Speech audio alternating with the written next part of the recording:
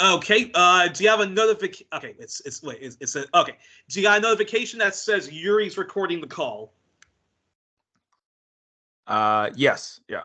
Okay, perfect. Then we're ready to go. Okay. Well, hello everyone. Welcome to another edition of One Plus One, your place for inconvenient truth telling and myth busting. This is our Native Lives Matter, Indigenous Lives Matter episode. And on this episode, we'll be exploring the islands of Hawaii and the indigenous people there and the uh and the long ongoing quest to vanquish settler colonialism and the often overlooked and hidden independence movements. Joining me to enlighten us on this subject is Silverspook, aka Chris Miller, who is a gaming content creator, an artist, outspoken Indigenous Hawaiian leftist, activist, and educator who is often a guest on Luna Oi's YouTube program. Who's been on this program, and we love the work she does. So, Chris or Silverspook, welcome to the program. It's an honor to have you. Yeah, thank you so much, Yuri, for inviting me on. Aloha, everybody, and yeah, excited to talk about these important topics.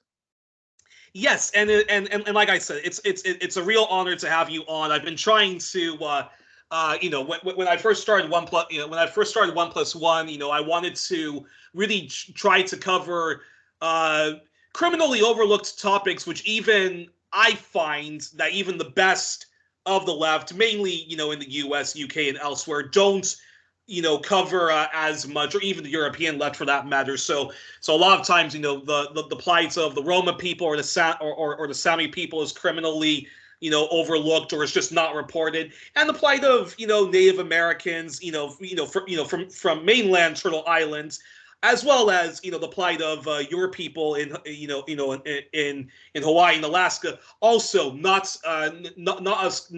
as covered by even some of the best left leaning programs, and even a lot of the vast robust people power movements often don't show either as much solidarity or as much attention to those movements.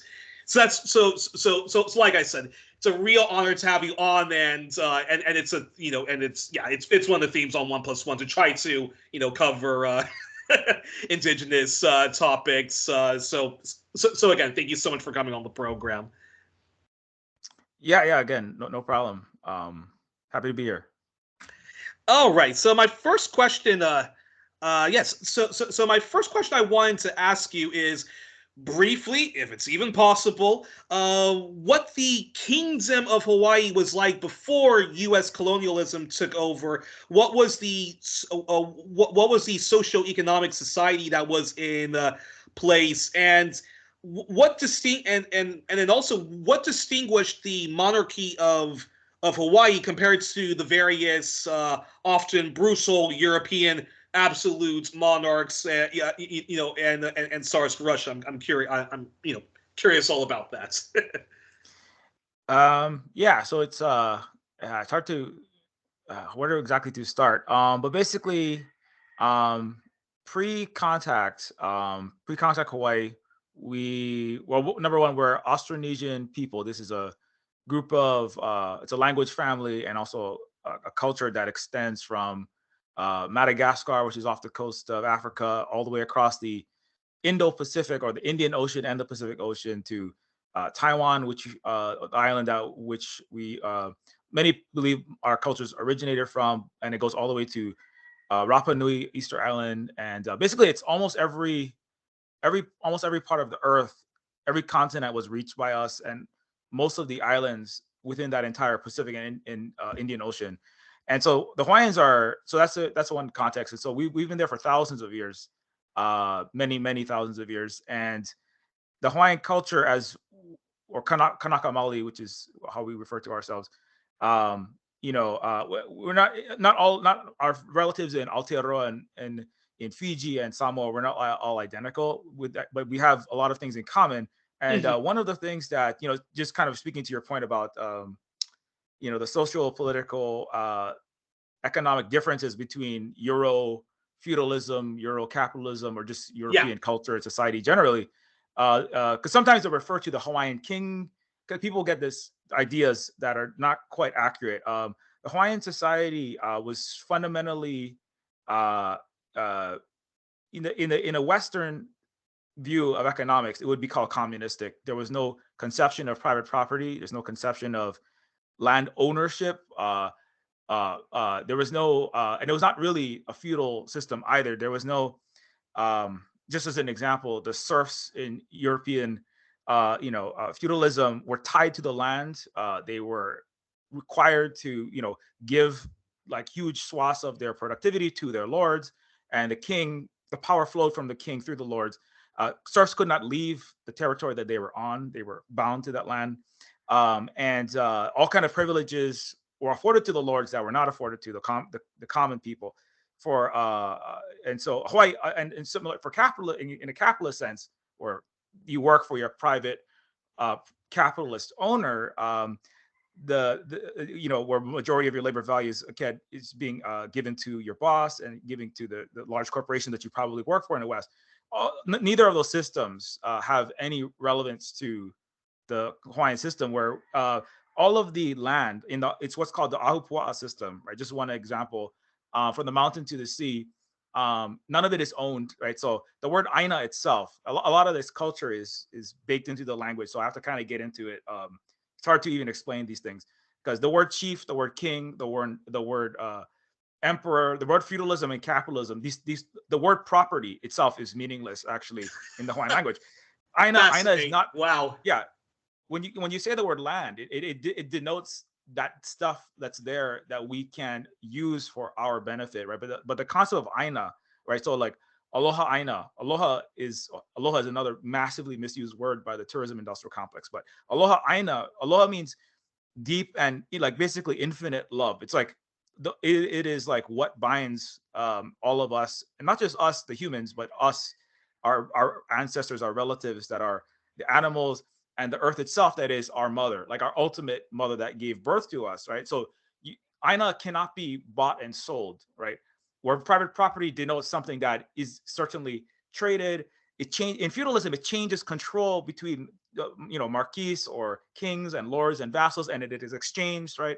You can even buy titles, right? You can buy judgeships even in the courts. In capitalist private property, like it's owned by a corporation, individual sole proprietor, et cetera, and it's constantly being exchanged. In Hawaiian culture, though, the concept of owning things in such a sense, right? Titles, property, your realm, your domain, your dominion, right?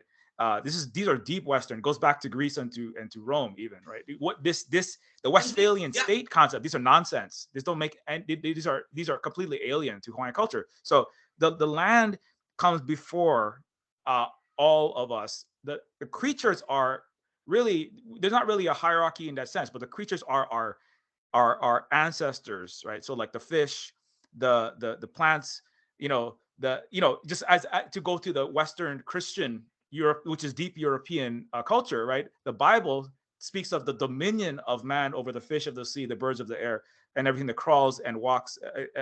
And you and man specifically, not women, will have dominion over those things, descending from our great God above, right?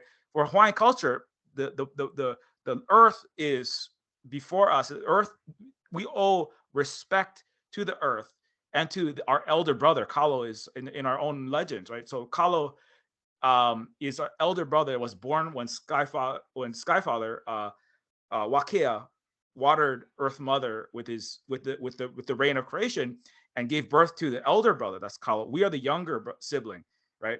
We cannot survive without the plants and the animals that sustain and feed and sustain us, right?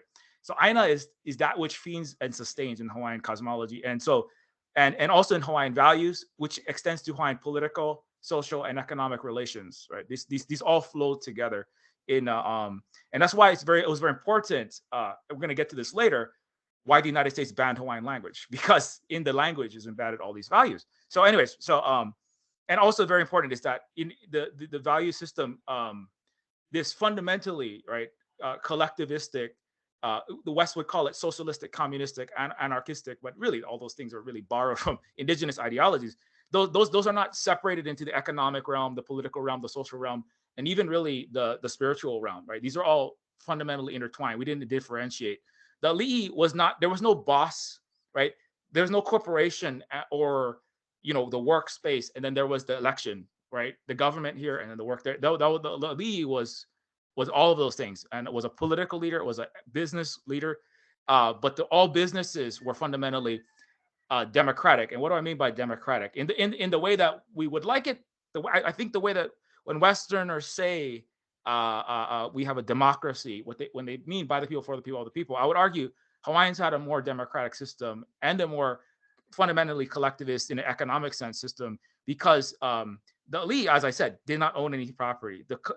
They were not really common people. That's also a misnomer, right? Because when you say common people, it denotes lesser people, right? These are subservient. Yeah, that's where that's where the kind of dehumanizing aspect of like the class system is, like the lower orders, the working or like the working class is. That's what you're trying to explain, that there wasn't this distinction there wasn't this distinction between like a working class bourgeoisie and then the ultra rich, the plutocrats, aristocracy, oligarchy, right? Yeah, exactly. So the concept of whether you're a serf, whether you're a worker, working class, that it's not really, everybody worked. There's this kind of this idea that there are people that work and there are people that don't work. Does not really exist. The elite that did not work. I mean, this is like sayings like the people who don't it's not. Yeah. There wasn't, the concept of racism wasn't there in Hawaii. And you could be a variety of skin colors, and you were all identified as Native Hawaiian. That was another aspect of our culture that was they imported racism from the United States during the plantation era. But if you did not go out in the sun to work, anybody did not do some amount of work. And if you were infirm, that's one thing. But everybody worked. And if you were, they had the saying like the extremely fair skin suggests that you're not giving you from your ability, right? That's the word that they would use in a Western left circle, from your ability according to your need, which is how we operated. And so everybody did their part. And so the ali'i is a word that means approximately, like steward is the closest English Romance language word that you can get to it. It's not a king. It's not really a chief. But anyway, so ali'i was a political leader that had that was. And there's a saying, also another Hawaiian saying, that is the maka'ainana, which is the common people. But those are really, the word directly translates to the eyes and the face of the land, right? So if the land is above the people, actually the commoners in that sense would be higher than the ali'i because they're closer to the land, right? And those people, the power flows from the land through the ancestors to the people that tend the land, and then to the ali'i. So the leader is the least powerful in that relationship, whereas in the the Euro, even the Greco-Roman conception, the power flows down, right, from the great king, or from the job creator, as nowadays what they would say. The CEO creates the wealth by having genius ideas, what have you, right? And that from that, and these really smart, great, powerful men of history, they create everything. But it's not. It's the opposite for Hawaiian culture. And so anyway, so the maka'ainana how could they exercise that power? So number one, ali'i didn't own anything. The leaders did not own anything. They were gifted. There's a system of people who are experts, right? So if you're the word kahuna sometimes is misused. They call it the big kahuna burger, right? But kahuna, it does not necessarily denote somebody who is, just a magical witch doctor. This very racist ideas that they have about Hawaiian culture. You are an expert in your field. You could be an expert in kilohoku, which is, the in Moana, there's the kind of Disney-fied version of that, where you like watch Moana, high-fiving the sky, and Maui's joking about it. But if you're an expert in, yes. Instrumentless wayfinding, it was a very specific science that we developed that allowed us to get to every part of the world, sailing thousands of miles between islands that are like 1 foot high atolls that are only like tiny strips of land narrower than a highway, like a half a mile wide. We could sail from one of those 5,000 miles across the entire earth, right? That was a science. And so people who are very good at that, right, became the kahuna in that particular field. If you are very good at fish ponds, if you're very good at managing the kalo, that's our staple food, like I said earlier, that's part of our mythology, then you were given it was somewhat meritocratic, like some of our Asian relatives where we actually descended, where if you have very great merit in one area, you were not given more money, you were not given more profit, you didn't get like shares, you didn't get a presidency or a kingship or lordship. You were simply given a leadership position in a necessary hierarchy because you were good in that field. So now you are going to help you teach all of us and lead all of us in the building of the fish pond, in the harvesting of that kalo. And if you are good at managing, right, or kind of like coordinating, then your merits in managing gave you the ali'i position, right? Because different people in different regions, like on the mountaintops to the ocean, the ahupua'a system is a system of land division where at the very top of the islands, the way the islands are, which is you have different climate zones. There's like, for example, on the top of Mauna Kea, where I currently am on the Big Island, the tallest mountain on this big island is Mauna Kea. It is covered in 10 feet of snow at the very top. It's an Arctic zone, in fact, at this moment. There's temperate zones which have different plants, different flora, different fauna.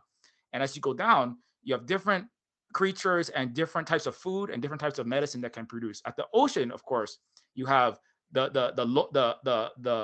fish pond system, which we established, and which I should also add, these systems were sustainable for thousands of years, keeping the land, the water, and all the natural resources pristine.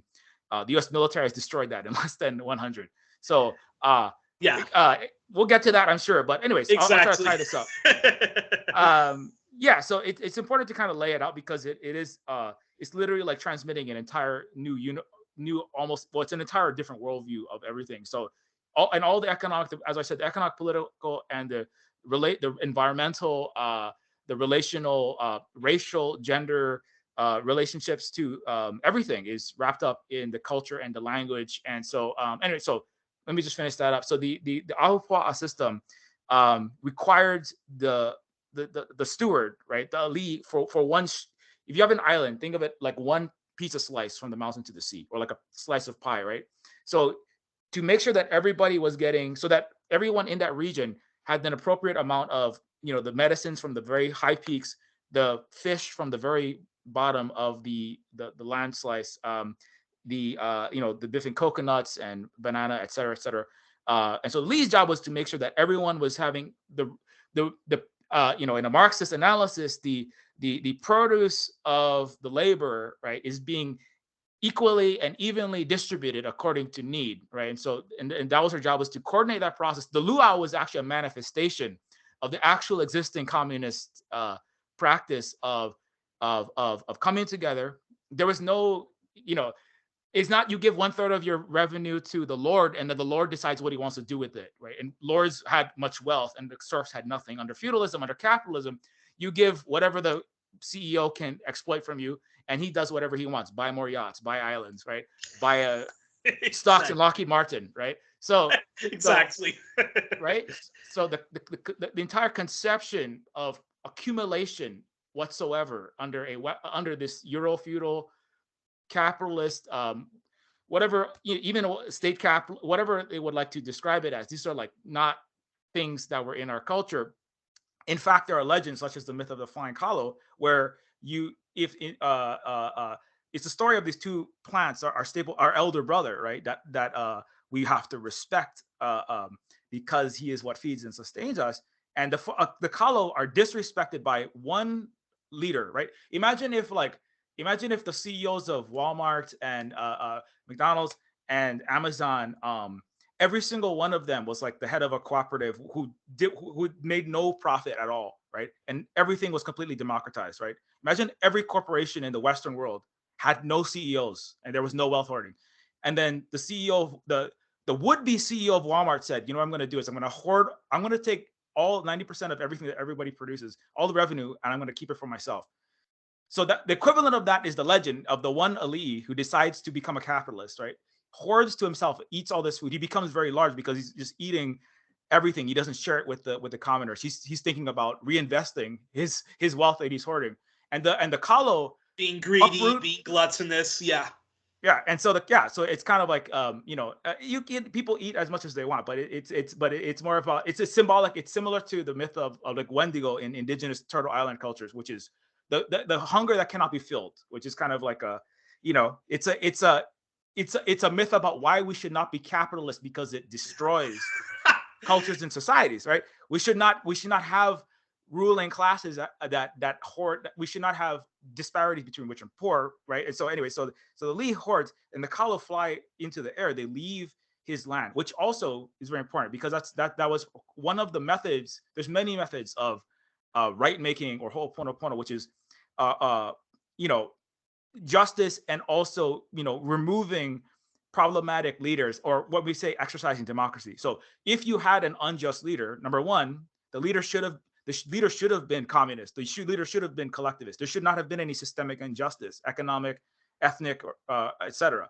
But if an elite does, this is what you must do. You can leave, and so as I said, right, the power of the leader does not flow from the God King or the great wealth of the prosperity doctrine, American capitalist. Power came from the bottom up, not the top down.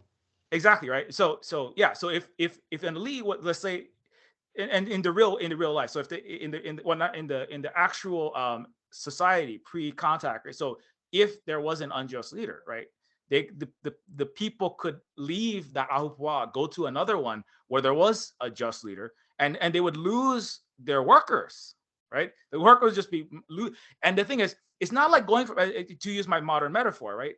Or I mean, well, in a Euro feudal society, the serfs could not simply leave. They would be executed, or they would be whipped, right? Yes. Under capitalism, ostensibly, you are in a capitalist democracy and you have the freedom to work somewhere else, right? But if you go from McDonald's to Burger King, you're going from one capitalist to another, right? So you're going from two extractive relationships, right? Under the Hawaiian system, all of the corporations are municipalities are fundamentally already egalitarian, already are just, systemically just, not just right individual theft. Not one person stealing from another. The whole system is just. So if one becomes unjust, and you could leave and go to actually just leader, and if that happened at a high enough level, suddenly the elite who is supposed to be managing this ahupua'a has no workers. And then the other ones are looking and they're saying, you have failed.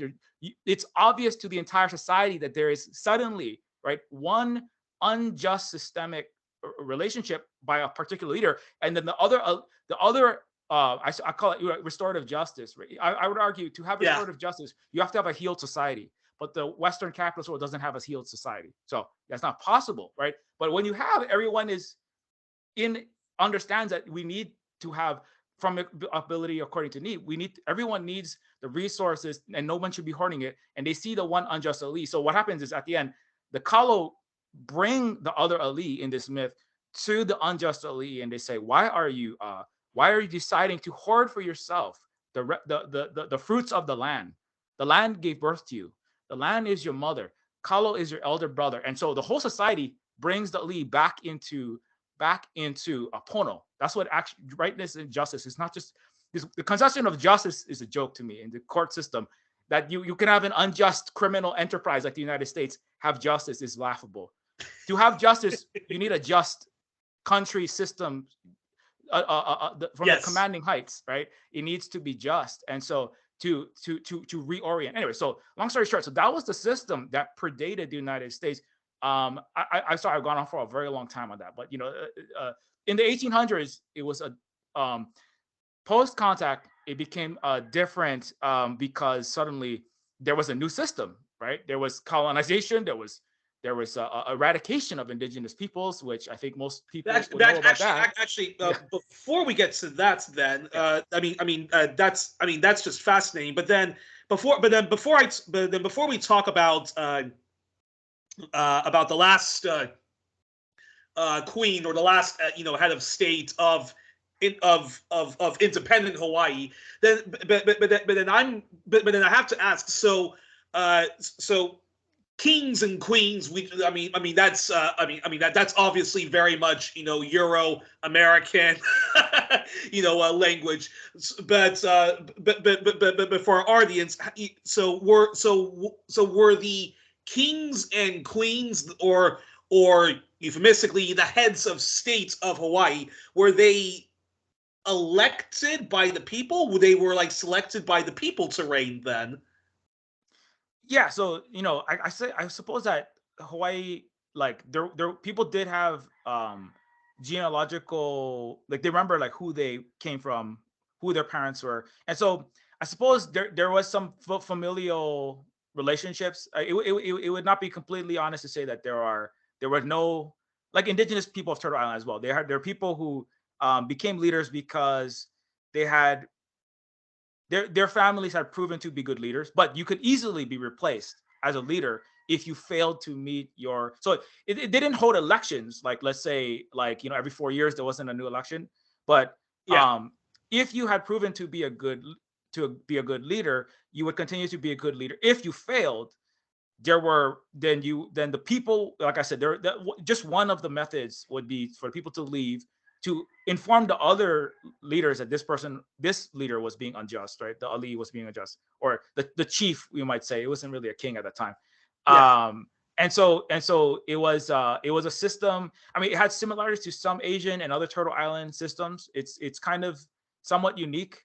But ultimately though, it was like But it was a true. I mean, the term democracy is so overly abused because even when the Greeks, even when the Greeks and Romans had democracy, it was only men. They still had slaves, but but like the sort of the democracy that you and I envision, which is power to the people, no to plutocracy and stuff like that. That's simply just that just did not exist in Hawaii. The head of state or king and queen, was more or less selected by the society, by the society, not a bunch of political hustlers and wheelers and dealers, right?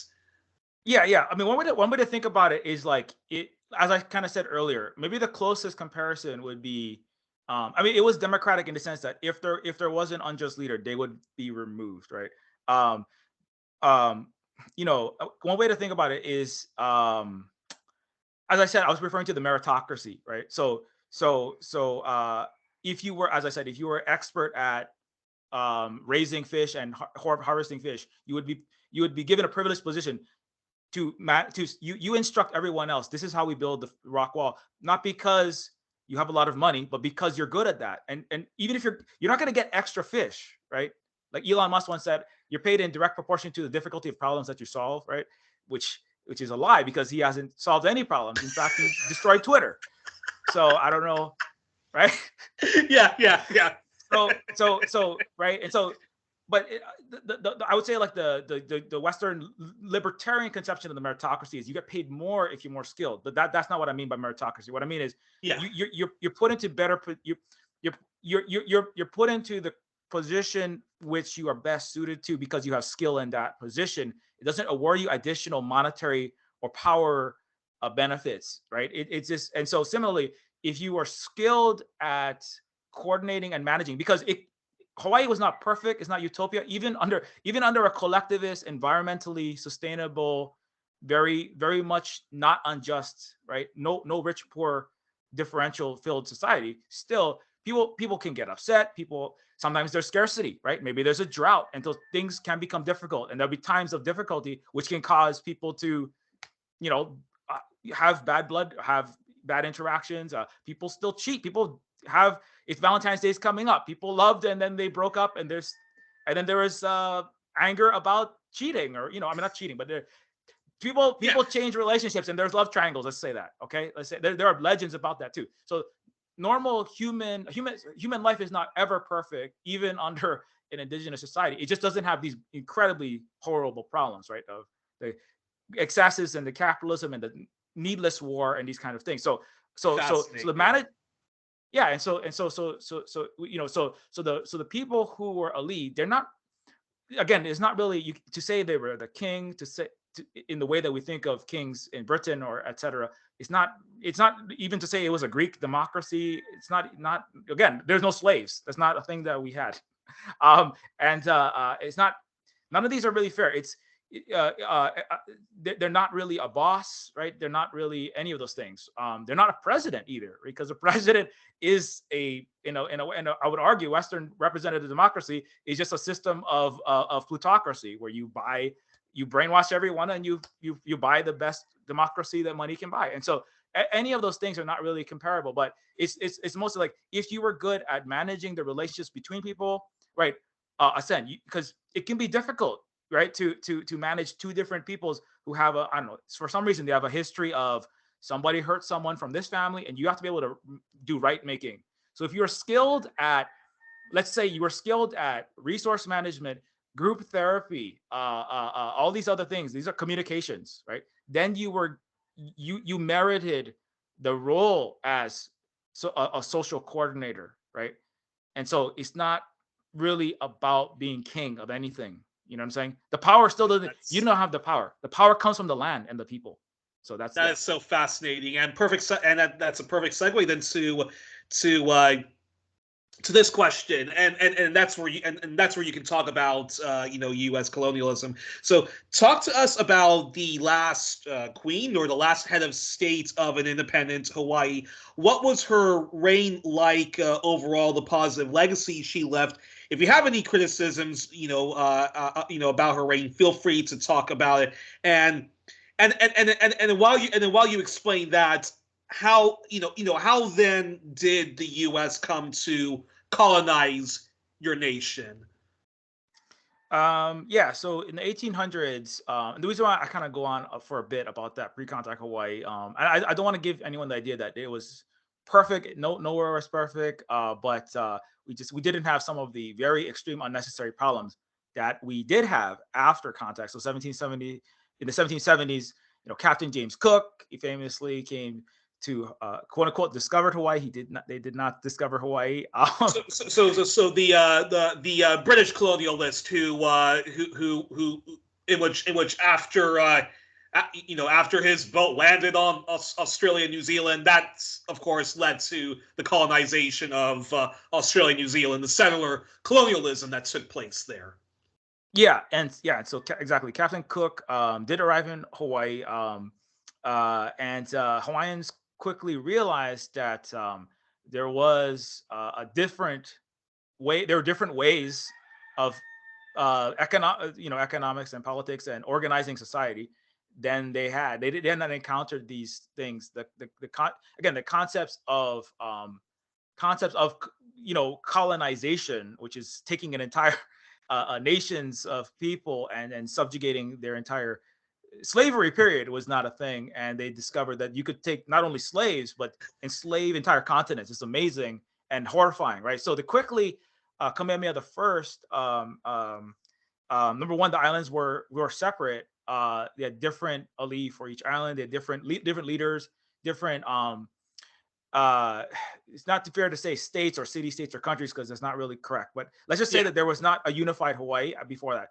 And then they discovered, we have to unify, because they were reformed. Kamehameha wisely took advisors from different European countries, because you had to learn quickly how to deal with the threat of possibly being enslaved, just being wiped out, what happened to Native Americans, etc. And they were very worried about it. They quickly learned that this was what was going to happen. And so they had to really wisen up, because a lot of peoples had been wiped out, right?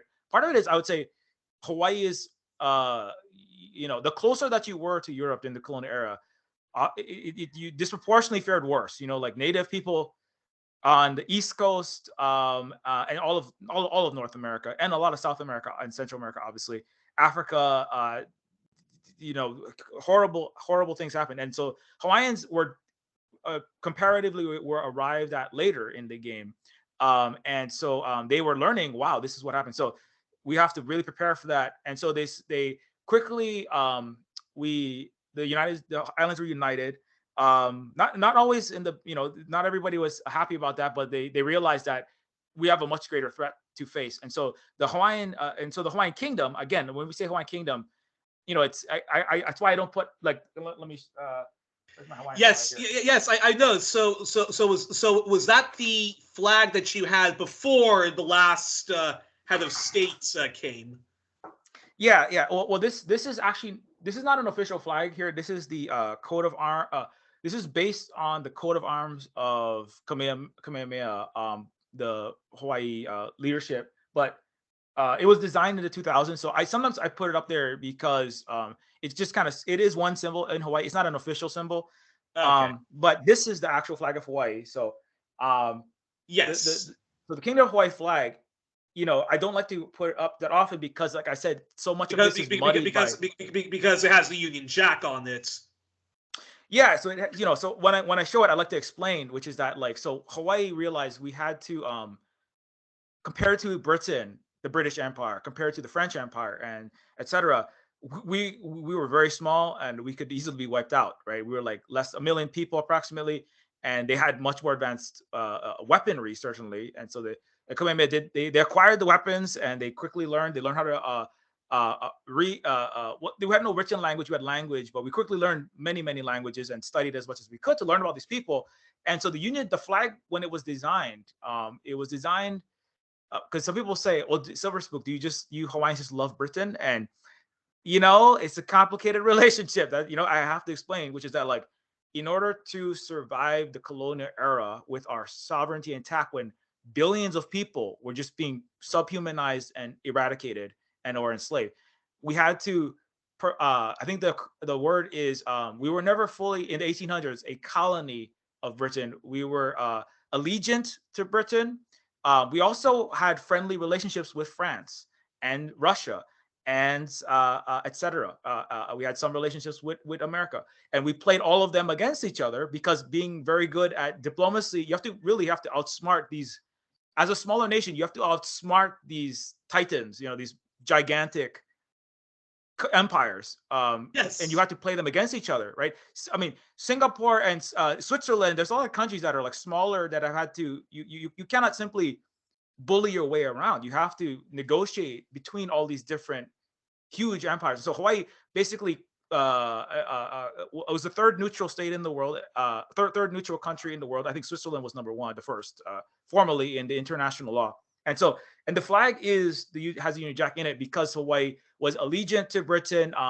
The Hawaiian, when you look at the pictures of Kalakaua, Emma, Queen Liliuokalani, they modeled the style of dress and the style of Iolani Palace, which was the capital of Hawaii, was modeled after. A lot of it is British monarchy and British trappings, because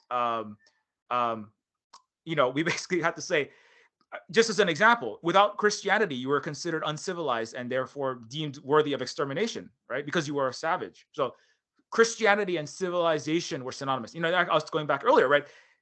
But Christianity has these very strange notions, like man must dominate everything, including women, and certainly nature, right?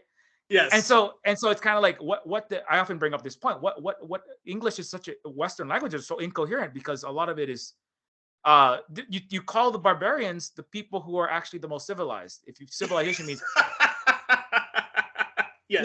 Right? Based on what I said earlier, taking care of the people, taking care of the environment, not mistreating people. Yeah, and that's considered radical, but only 1%. But only 1% gets to control like most of the economy. That's considered, that's not considered radical. In fact, that's considered, God, come on, man, capitalism, civilization. That's just how it. Yeah, exactly. Wow, right, so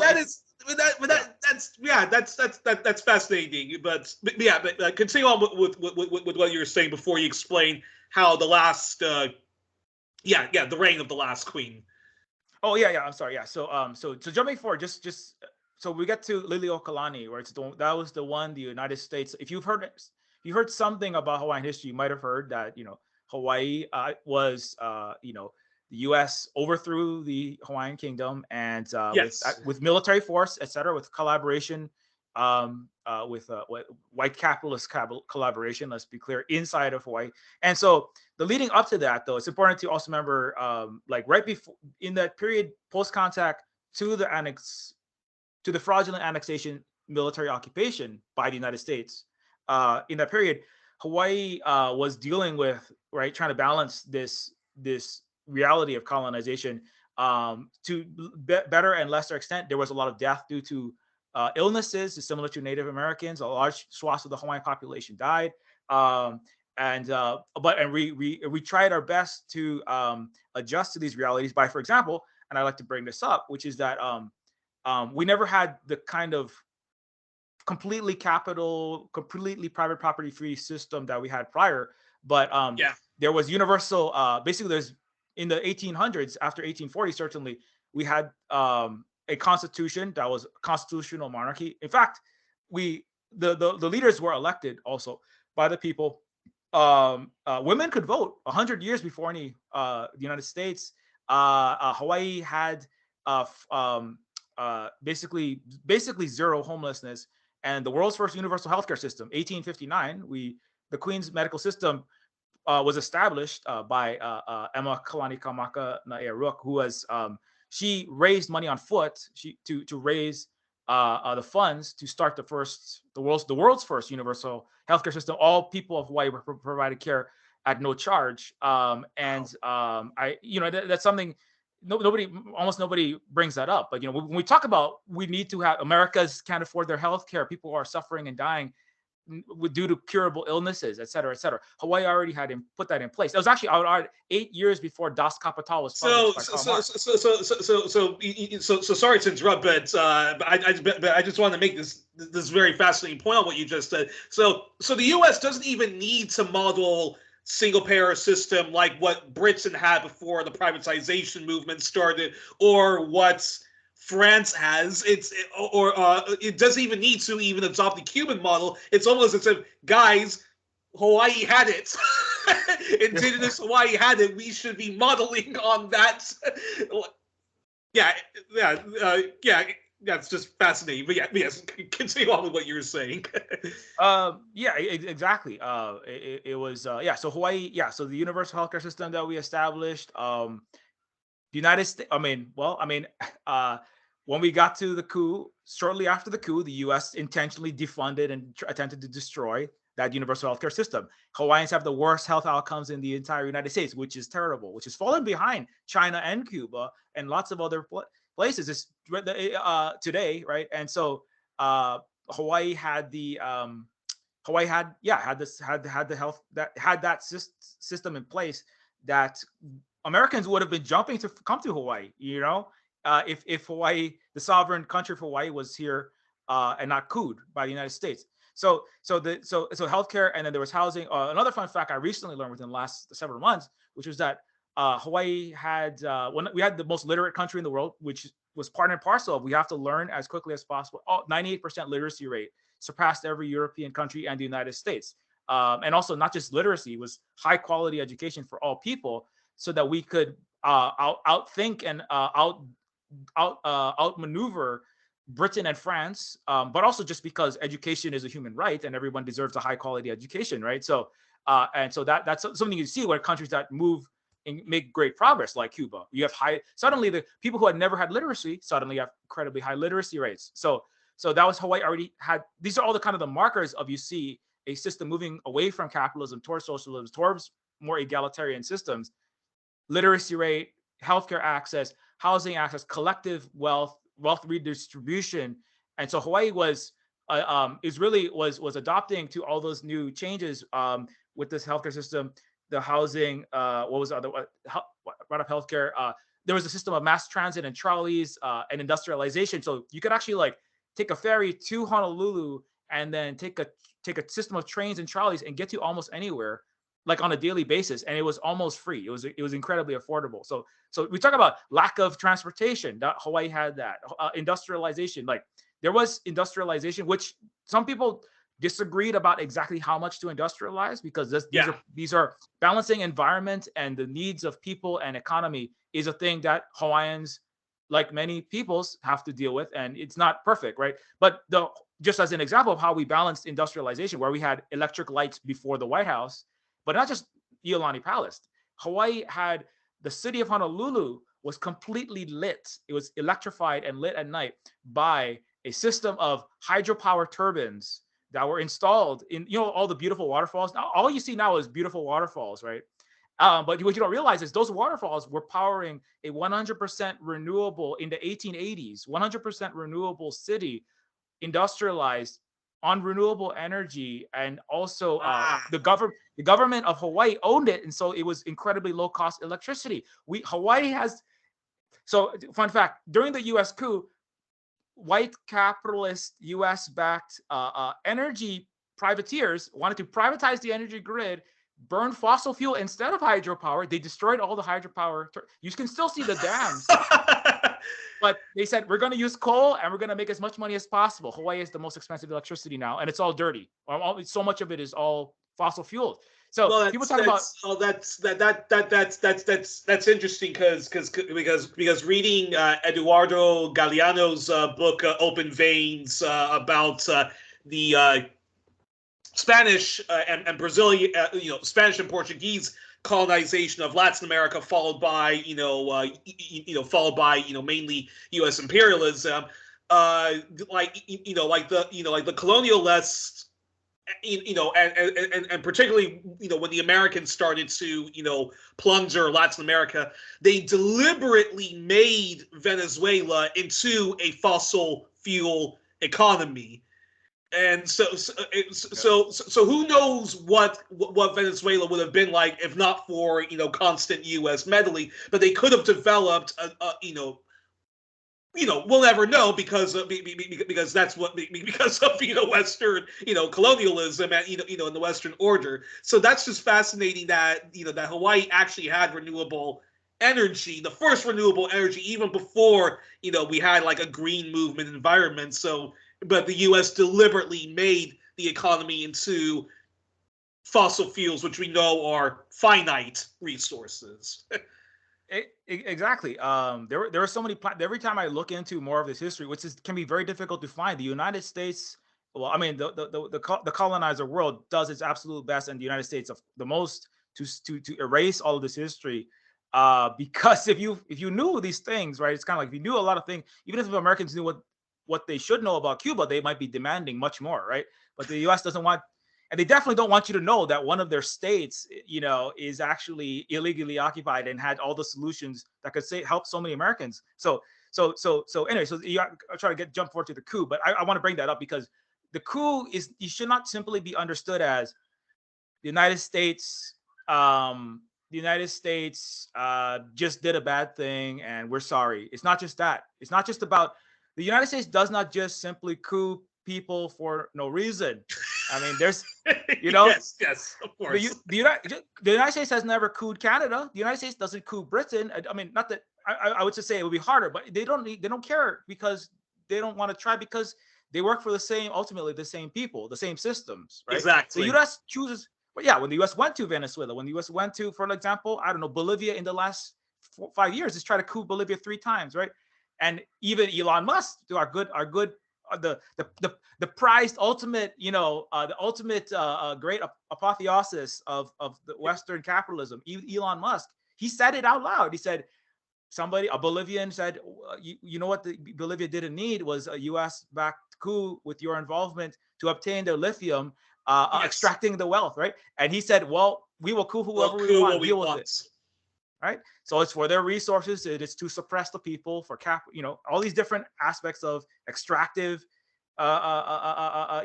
systems that hurt people and benefit a tiny minority of people. So Hawaii was not just couped for any reason, and so one of the reasons is for resources, but also Hawaii was an example, right, of there's many other aspects. The racial equality, which we actually had. There were African slaves that were full citizens in Hawaii. We have like their actual citizenship certificates.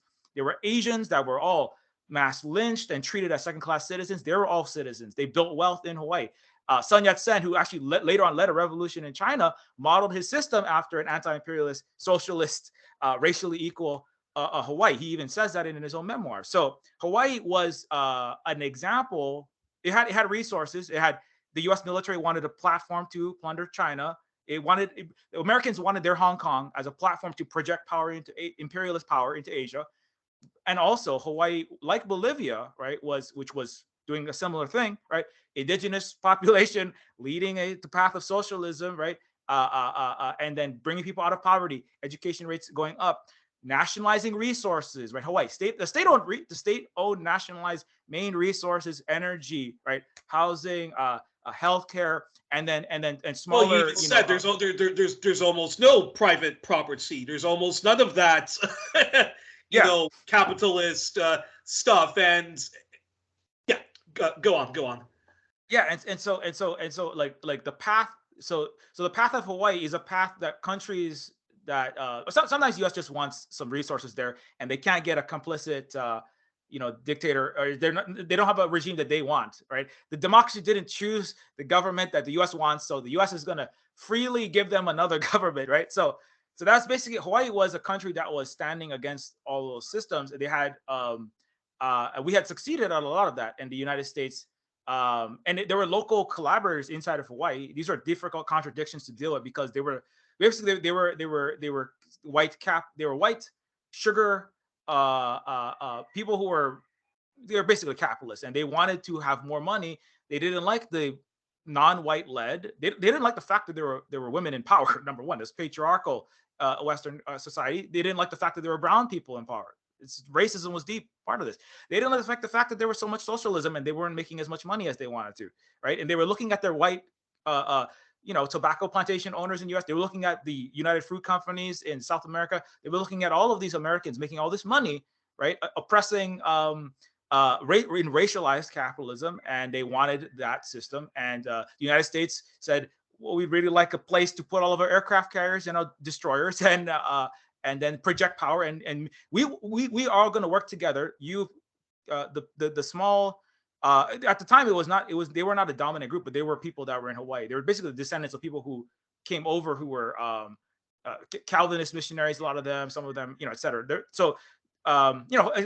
is a difficult contradiction to deal with, because in order to get the knowledge and exchange and to fend off the empires, you have to have a certain percentage of those people in your country, et cetera. And so then, and you can, I don't like to Monday morning quarterback the 1800s, because, it's not really fair to say, well, they made the Queen of Hawaii and Hawaii made the bad decisions, right? Because some people say Hawaii should never have put on that British clothing. They shouldn't have put a Union Jack in their flag. They shouldn't have, any of those changes. They should have just kept Hawaii exactly like it was in this pre-contact. And but she and the leaders before had no choice. They were trying to engage with the rest of the world and trying to use diplomacy, a non-aligned movement, but ultimately due to imperialism and due to this ghastly system of capitalism, in which you constantly have to expand, constantly have to exploit every single resources in the world, including all of the inhabitants. Hawaii was just another victim of that world order, right? Yeah, exactly. And so that's what I like to say, is that it's I think the Hawaiians did an amazing job, considered how many other people just were wiped out. Like, even our own neighbors sadly in the Pacific, Aotearoa was fully colonized, unfortunately, and they're almost a continent-sized place, New Zealand, right? And so not to throw shade at anybody in particular, but it was a difficult time to be not a European and not to be a capitalist. Is very, very, very difficult. And so a lot of the language, when you read about Hawaii, they'll talk about the kingdom, they'll talk about our Christianity. I don't think Hawaiians always practiced. You have to project Christianity, because if you didn't at least outwardly show Christianity, you were a savage and you could be wiped, you could be exterminated, So a lot of these things, we have to take everything that was written, even from our own leaders' words. And I've read a queen's a story from Hawaii's queen, Liliuokalani's journal, and I'm like, I know when she's saying things, she's writing this from prison, being forcefully put in a jail in her own country by the United States. So the things that she is saying, she can't say everything that she wants to say, because you are in a very dangerous position. And so anyway, so the coup, and so back to why the coup. The coup is because Hawaii was an example of a socialist, anti-capitalist, anti-imperialist, part of a possibly a anti-colonial coalition, not unlike, let's say, the multipolar reality that's building today, right? So Hawaii was trying to build, Kalakaua was the first head of state to circumnavigate the globe, because he realized, as a small country, we could not resist these massive, huge colonial capitalist empires without coalitions with, let's say, China. He went to Japan. He went to Russia. He went to Europe. He went everywhere. He circumnavigated the globe. no Queen of England or President of the United States had ever done that. But part of the reason was, as I said, you have to really educate yourself. You have to really look for friends that could help. There's one point there, one of the Hawaiian princesses almost married the Prince of Japan, I think, at one point. That didn't quite work out, but it was about building alliances because he knew that the Americans were coming, the Europeans were coming, colonialism was coming, geopolitics was moving, right? The U.S. and its ambitions towards the Philippines, right? Hawaii was the first, U.S. Hawaii and the Philippines was the beginning of the U.S. establishing itself as a European imperial power, right? We can go to other places too and take entire countries and get away with it, right? And that was who was the then I have to ask this: which president from which party was head of the empire when the U.S. took over Hawaii? And when that happened, was there mass popular resistance to the U.S. when the invasion took place, or was there a lot of you've kind of already alluded to it, was there popular resistance to the U.S.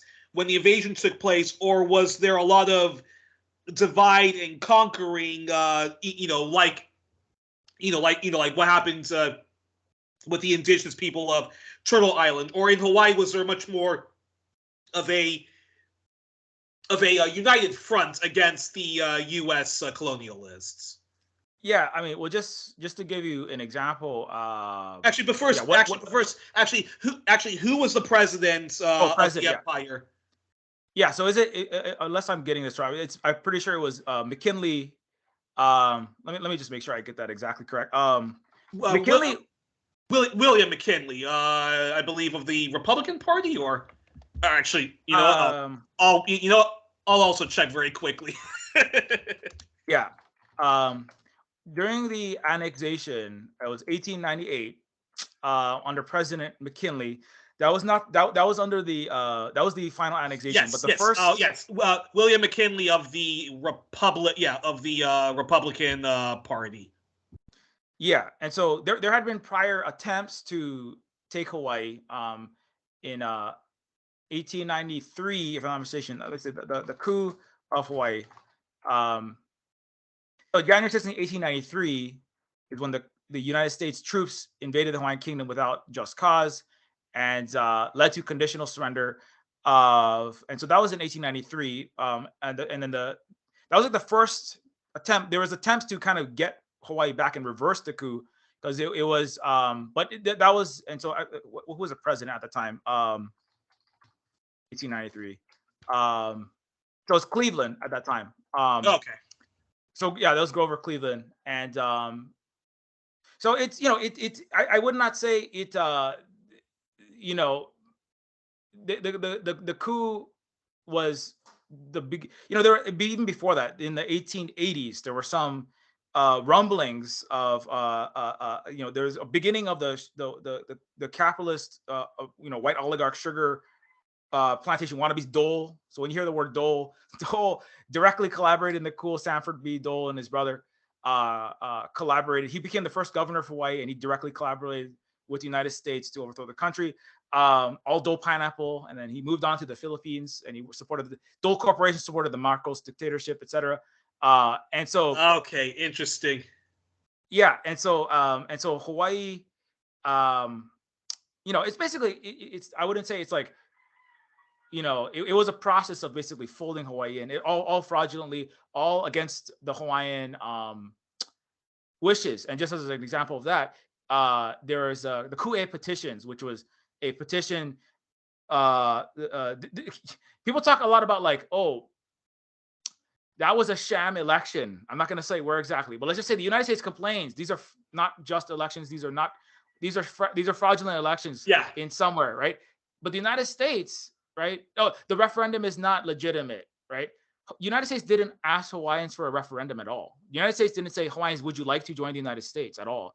The Hawaiians we created our own petition, the coup petitions. Then we got all of because they knew the United States was trying to take Hawaii. They were plotting. And so the Hawaiians, 95% of the Kanaka Maoli Hawaiians signed against the U.S. annexation. Hawaii was Hawaiians, and then there were also there's some white populations and there are Asians. But to be clear, everyone who was in Hawaii was considered a citizen of the nation of Hawaii, white, black, Asian, Hawaiian, right?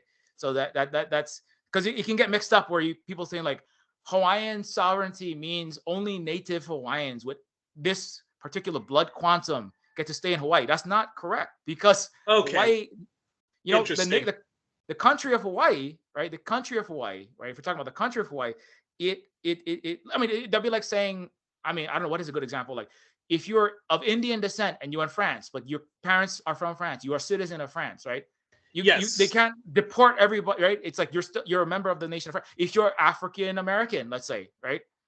And America is that's even more complex and messed up because it's settler colonial America. But you know what I'm saying is that basically the largely indigenous population of Hawaii, which did before the U.S. invasion have their Japanese immigrants. They even had, or as you mentioned, white immigrants from the U.S. or from Britain or from Europe. They were all, they were all considered Hawaiian citizens because of the very democratic nature of the system that was in Hawaii, which sort of modernized with the times, had to sort of change things as these are the age of the British Empire, French Empire, and the emerging American Empire, right?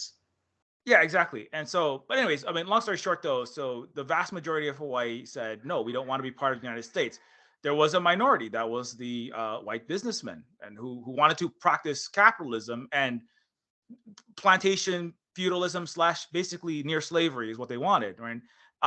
And they wanted to privatize dirty energy. They didn't want free, universally subsidized hydropower. They wanted fossil fuel. Hawaiian Electric Company. There were 3 of the coup members were from that company. They were the sugar barons. They were the pineapple barons. They were the U.S. military who came down and they wanted to plan their base at Pearl Harbor. And those people, it was not democratic, right? So Hawaiians, just to answer that question, Hawaiians said no. We had signatures. We had like hard evidence that we initiated our own referendum against the U.S. because people say Hawaiians just loved the United States taking over for them, and you used to live in mud huts and you had no electricity, and America saved you. Like number one, we had electricity before America. Wow. Yeah. Number 2, we had advanced cities and the mass transit that you still don't have. Really, Hawaii had better rail systems than the United States has in 2023. I don't know what they're doing with this building back better, but so it's kind of like when people, but it's all Western propaganda and brainwashing and lack of education, actual education with actual historical, both facts and also like the narrative of the arc of human history that tells Americans that Hawaii either they just don't know anything about Hawaii. Hawaii is just a tropical playground and a tropical Disneyland.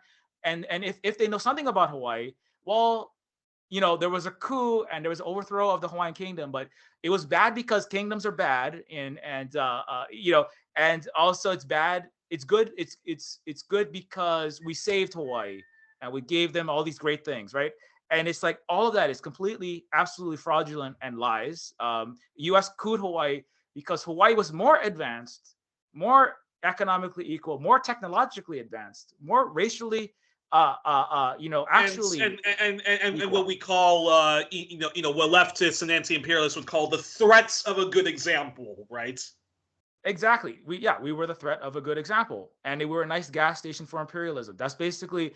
And so Hawaii is one of the best. Well, they spend the most money and time and energy trying to keep Hawaii a secret of all the states of the United States, because after that, so after 1895, you have the annexation. The United States has a horrific rolling back of all the racial equality. The Chinatowns are incinerated, where Hawaiian and Asians had our businesses. There was this, again, state-owned, very similar to Cuban and a lot of East Asian socialism and all those other places. State-owned, price-controlled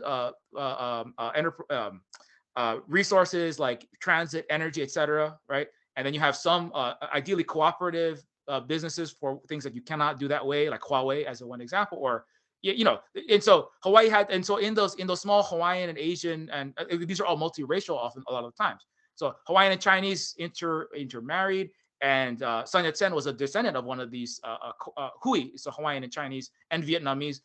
It's a word that extends the entire Asia Pacific. I like to bring this up because it shows how we have a shared multi-thousand-year lineage and values that go very far back. We're not all the same, but Hawaiians and Chinese work together far better than, let's say, Hawaiians and American capitalists. Just completely different systems, right? Wow. American capitalists, and yeah, exactly, right. And so part of the coup, right, is just as an example, the Chinese didn't ban the Hawaiian language to say we're never going to speak Hawaiian in 1800. Hawaiians didn't ban the Chinese language and make all the Chinese work, right, for starvation wages, right, for like a bowl of rice for the Hawaiians.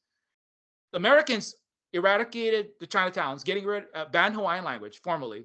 They also banned Chinese language even in Hong Kong. So that's another similarity. You couldn't speak Chinese in your own country. So the similarities of experiences between Asians and Hawaiians, right? In the same way that a lot of Asian people, particularly Chinese and Africans, very similar, not identical, but similar, because you were subjugated in your own land. Yeah. So there is a collaboration. And also I wanted to bring out that the Asian communities in Hawaii actually wanted to go to war with the United States. They actually pushed. They said, we want to fight this, because they saw what happened. They saw the pogroms where they were wiping out Asians in the United States, the horrible the fire bombings, and they said we don't. But again, and it's what if Hawaii fought back against the coup? What if Hawaiian military stood off and fought the USS Boston that couped the country? And again, I think that we can't Monday morning quarterback if they they made the decision that they made, because some people say, well, why didn't Hawaii just fight? Well, there are so was there not like a mass armed mobilization against the U.S. Invasion, or was it more like a sort of like a non-violent resistance, but that got quickly quelled down? Talk about that. Yeah, so like that history is probably, I would say, it's a little bit harder to get access to. Something I want to bring up though is that Hawaii, they were not pacifists. There was a Hawaiian army and a Hawaiian military, and there were people that were armed. There was a white militia that was the pro-cap. Very similar to, I don't know, the Anyes and the far right militias that were in Bolivia, right? They were armed, but there was also a Bolivian military that was pro-socialist, indigenous led, etc. And there were these internal standoffs, right? Where we're going to firebomb Cochabamba if your fascists come, and they tried to. I remember this discussion, like if they tried to stop Evo Morales' plane from taking off from Bolivia. And then the Air Force General of Bolivia said, if Evo does not get to Mexico, we're going to firebomb your far right fields. We're going to firebomb your white city, basically. Yeah. And so they said, okay, well, we'll let them go. And so there were some. It was tense, It was like it was tense at different times in Hawaii, where there was the Hawaiian formal army, and then there was the white militia with the U.S. backing. A far right white capitalist oligarchy with the U.S. backing. Does it sound familiar? It's like, how many times has this happened? And so there was some tension there, but Hawaiians, the numbers were not good. It was like 40, 50. The numbers were drastically depleted. Hawaiians had like close to 1 million people, and it was down to, I forget the exact numbers, like 100,000. But it was like, if Hawaii could try to fight, right? But just as an example, there are Austronesians in Taiwan, a different empire, Japanese empire, around similar time though, in the early 1900s. They fought. There's actually a movie called Warriors of the Rainbow, where another Austronesian people, right, fought the Japanese, and they were chemically gassed into oblivion. Dozens of tribes were just vaporized. They're gone. Wow. Dozens of cultures were they're mustard gassed, every single one of them to death. So Hawaiians, they said, if we fight the United States, there was a good chance that they will send more warships. The Europeans will collaborate, because Europeans don't want to see any socialist model, right? There's not like the British, they were not here to see non-white socialism expanding. The British are, they I mean, you take your pick. The Opium Wars, what they were doing in Africa. Winston Churchill. What they were doing to build Australia and what they were and to New Zealand. Of course, the British had. I mean, even in the most settler colonials of the places, whether it's Ireland or what later became the United States, but if we're talking about the British Empire, Canada, New Zealand, and Australia, the British were. Yeah, you couldn't trust them. They brutally subjugated their colonial subjects, and then some of the survivors was basically like, okay, what do you need me to do in order to keep the population in line? So I can imagine Hawaii did not have even if Hawaii wanted to have militarily resisted, they thought, well, look what they've done to such and such a people, so let's just try to play nice and see and see where this goes. Or and just to be clear, like I think that like I myself am not a pacifist. I'm not just, we should always nonviolent resist every time. Though we don't want war, obviously. Obviously I'm friends with Luna Oi, so the Vietnamese, they had 100 million people and they are doing mess with the Vietnamese, and they fought off multiple empires, even with technological disadvantages. But similarly, the Vietnamese are 98% indigenous at the time, and they had 100 million people. Hawaii had less than 100,000 people, and it was the 1890s, and it was not unanimous. Like some Hawaiians said we should militarily fight, and some, as I said, the Asian community, a lot of them, right, because they were witnesses. They wanted Hawaii to survive because, as I said, Hawaii was an important example and a beacon of racial equality, socialist, anti-imperialist. It was the good example that China was looking at, one of many places, right?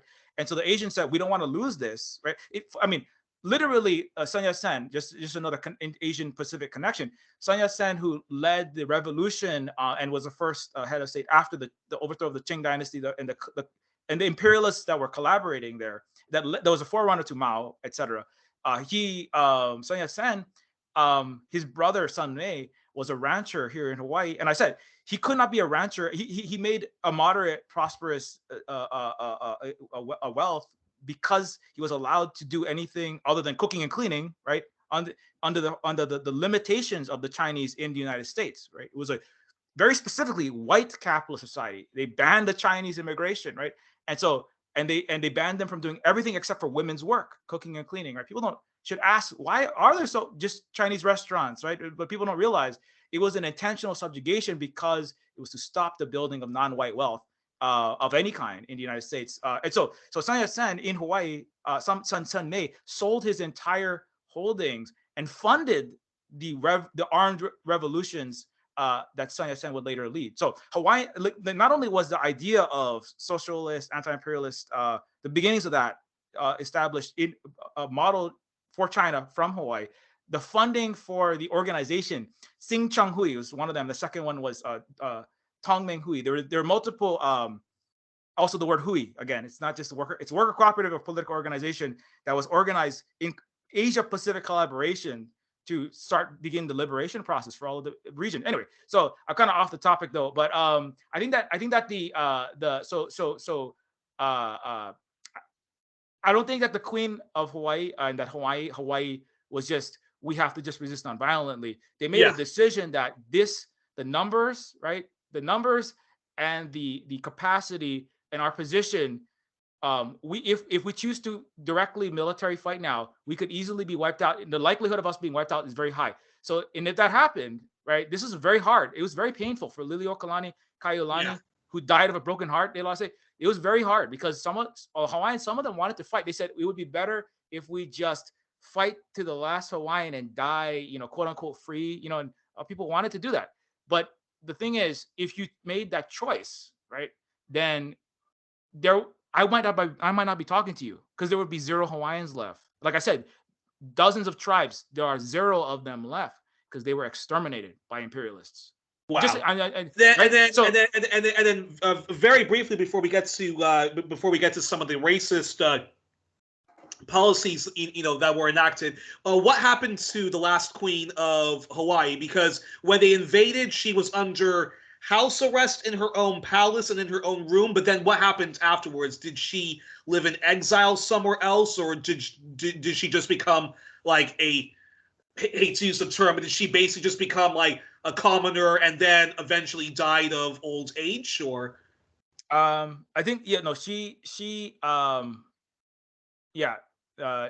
was basically imprisoned in her own country. She never went anywhere else. There were some Hawaiians like tried their best, like Kuhio, the Prince Kuhio was the son. He would have been the next in line after Kaiulani. Kaiulani was the next in line after Liliuokalani, but she died very young, tragically. But yeah, it was she wrote Hawaii's Tale from Hawaii's Queen from prison. But yeah, she never really left and did anything other than just basically tried. It was very difficult. Kalakaua was last words that he ever said on his sickbed. He said on his deathbed, his last words were, "Tell them that I tried," because he knew that. So that was the final words of the last queen. Oh, I'm sorry. That was the final words of the last king before her. Okay. Yeah, that was just an example, but there were still struggles. I would say after the U.S. invasion, they brought she herself, the last queen, didn't. She lived basically like a life of impoverishment, tried to sort of give people like a morale boost, but then eventually just sort of like died, as you mentioned, of old age and a broken heart. Or yeah. She lived out the remainder of her life. She died in 1917. But yeah, basically just as a citizen in the Republic of Hawaii as a territory of the United States. And yeah, so it was ugly. Tragic. It was just tragic. And they put and so the Dole Corporation, the pineapple baron, became the first governor of Hawaii. And yeah. And then very quickly, and then her children, and then her children. How many children does she have? And did any of them, and were any of them part in the Hawaiian indigenous people power movement, independence movements? Or so her children were let's see, John Dominus, Joseph, Aya, and Lydia Aholo. I think there were some Hawaiians who continued to try to fight. I don't think any of her children were central figures. Like I said, Prince Kuhio was one who, they tried to get whatever amount, fight for whatever rights they could get under the United States system. As I said, it became very difficult because they banned Hawaiian language, they banned the Hawaiian culture. They, like, literally, you could not speak Hawaiian in schools. My mother was beaten for speaking Hawaiian in schools. Like, they had her hands were shattered in the 1960s and 70s. So this is not like, oh, they just kind of stopped speaking it accidentally. The United States systematically committed cultural genocide, and among other things. And then they defunded the universal healthcare system. They banned the Hawaiian language. They eradicated all the signs, all the symbols of Hawaii were removed everywhere. They banned the printing of books in the Hawaiian language. They banned Hawaii had the most newspapers per capita of anywhere in the world. They banned all of those. They got rid of everything Hawaiian. They erased the history. They said, we must now obliterate history and replace it with fraudulent history to make, as Victoria Nuland had this I love this phrase. She said, we have to make the coup stick, So the United States, and she was one of the neocons that has orchestrated multiple and actually yes. And so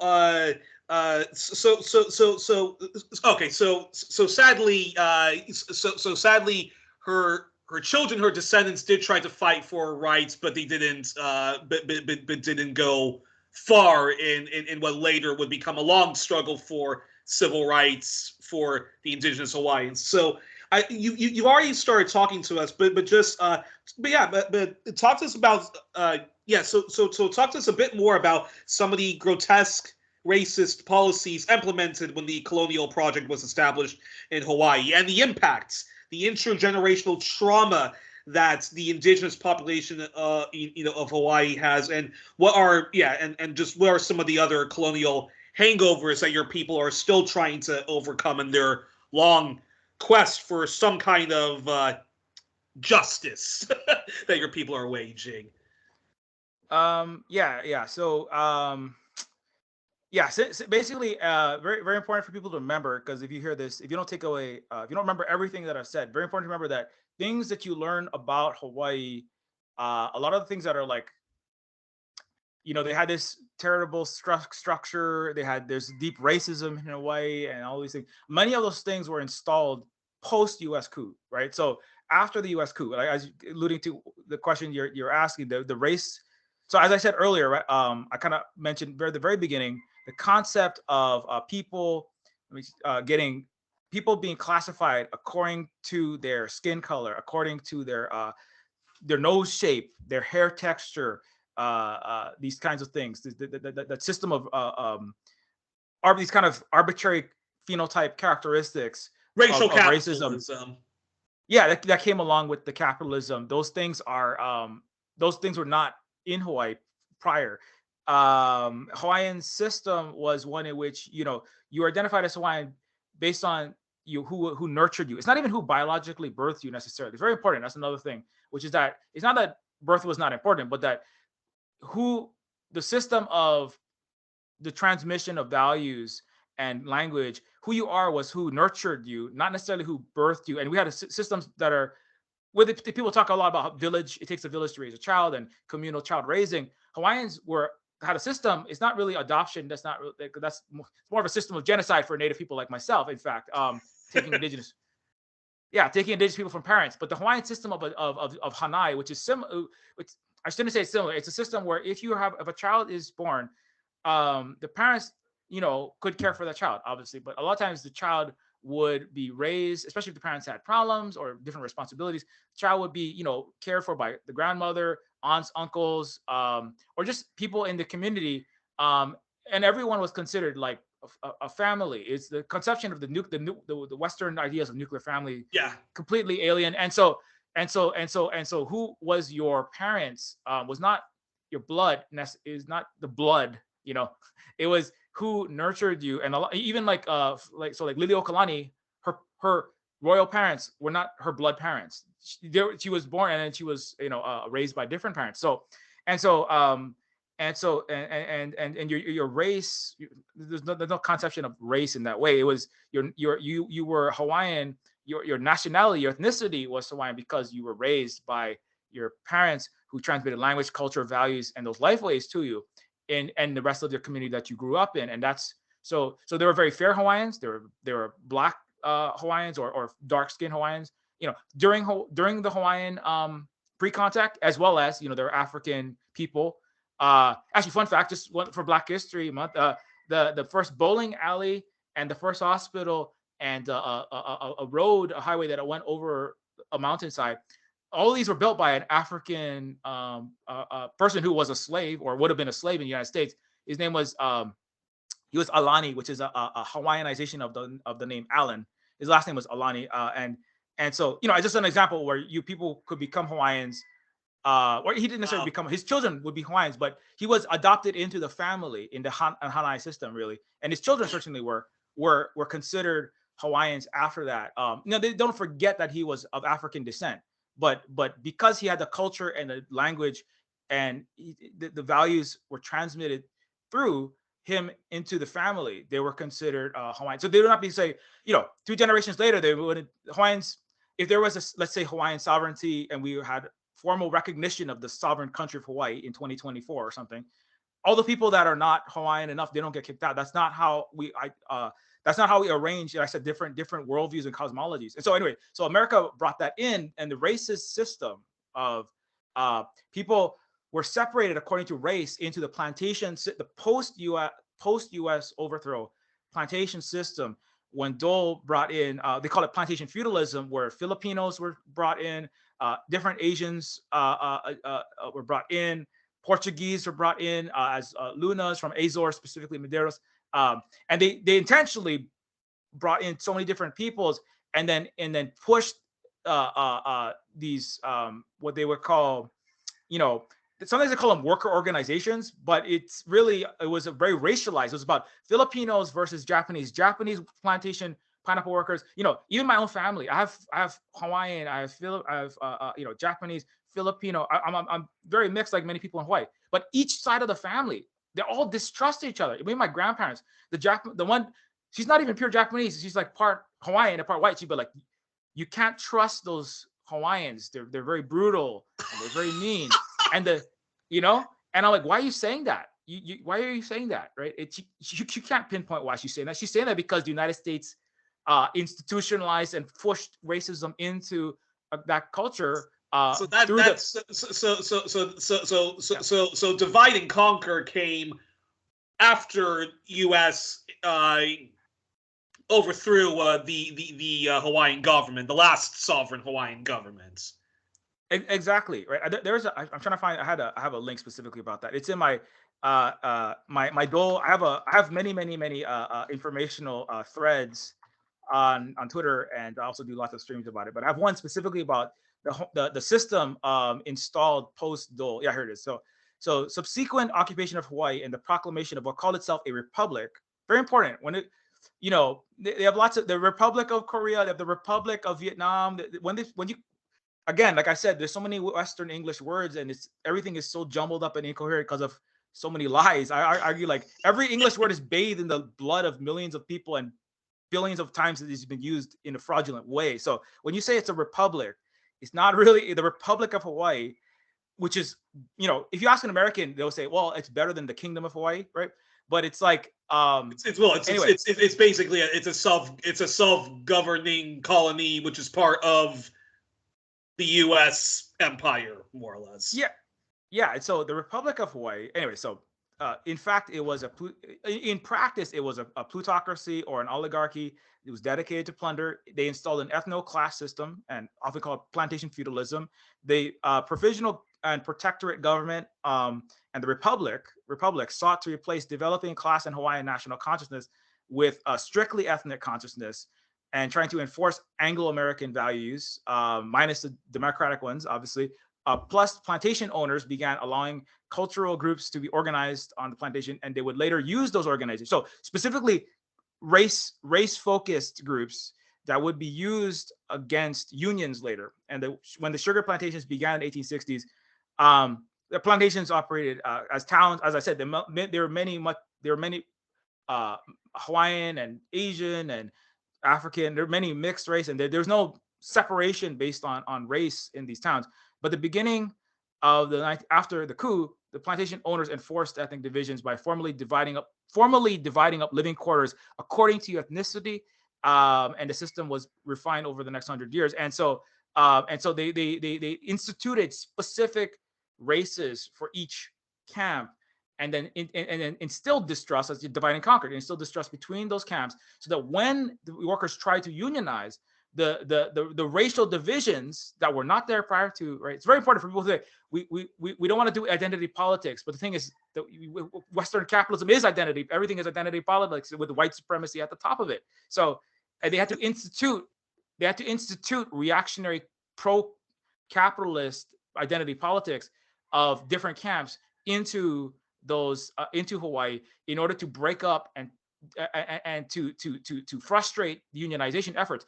The places, like, for example, on the Big Island of Hawaii, one of the biggest strikes that actually led the left in the United States in the early 1900s, in the early 20th century, was Hawaii. It was the Big Island of Hawaii specifically, because it was the furthest from where the coup happened, I would argue.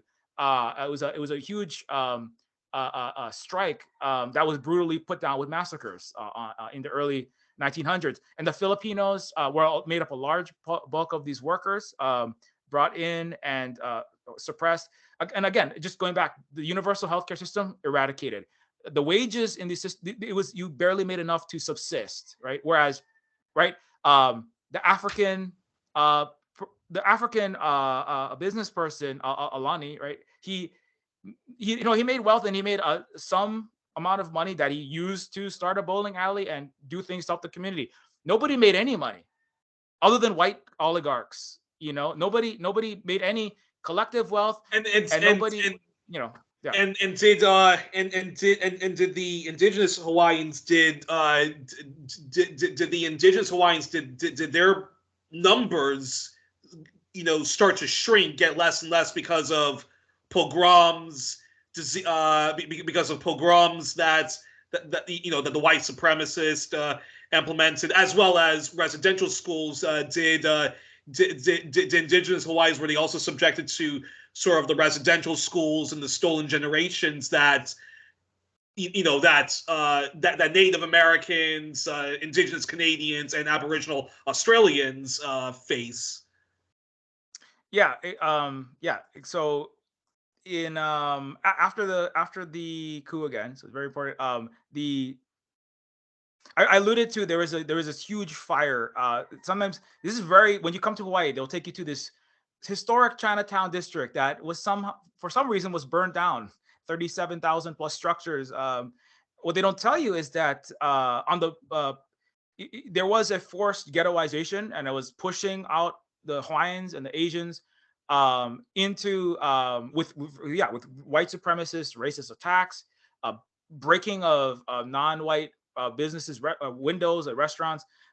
They forced them into the region. That's where I'm from. It's basically the ghetto of Honolulu. It's the Chinatown, and the district is called Kalihi, at Kalihi Palama, and that's why I worked as a social worker and a STEM teacher. That is when I started making games. It's based on my experiences in this area. It's actually, I believe it's like technically the most it has the highest rate of poverty in the entire United States, including DC, Oakland, New Jersey, you name it. It's literally the worst. Wow, so very grotesque poverty, racialized, yeah, it's like poverty. It's the vast majority of Asians and Pacific Islanders, Filipinos, Hawaiians, Hawaiian Filipino is the predominant ethnicity in this one region. It's like, I can't remember the exact numbers, but it's like the 70% or higher poverty rate. The life expectancy is like 39 in this area, especially if you're Pacific Islander. It's horrific. The jet fuel the U.S. military is spilling. Aren't indigenous Hawaiians, aren't they largely homeless on top of that? In their own country. In their own country, indigenous Hawaiians are largely homeless, right? Yeah. Just to give you some specific statistics on that. So yeah, in the homeless population, Hawaiians are the most likely per capita to be homeless in our own country. In the United States, we're also the most likely to be homeless. We're the most in terms of racialized policing and brutal police murders.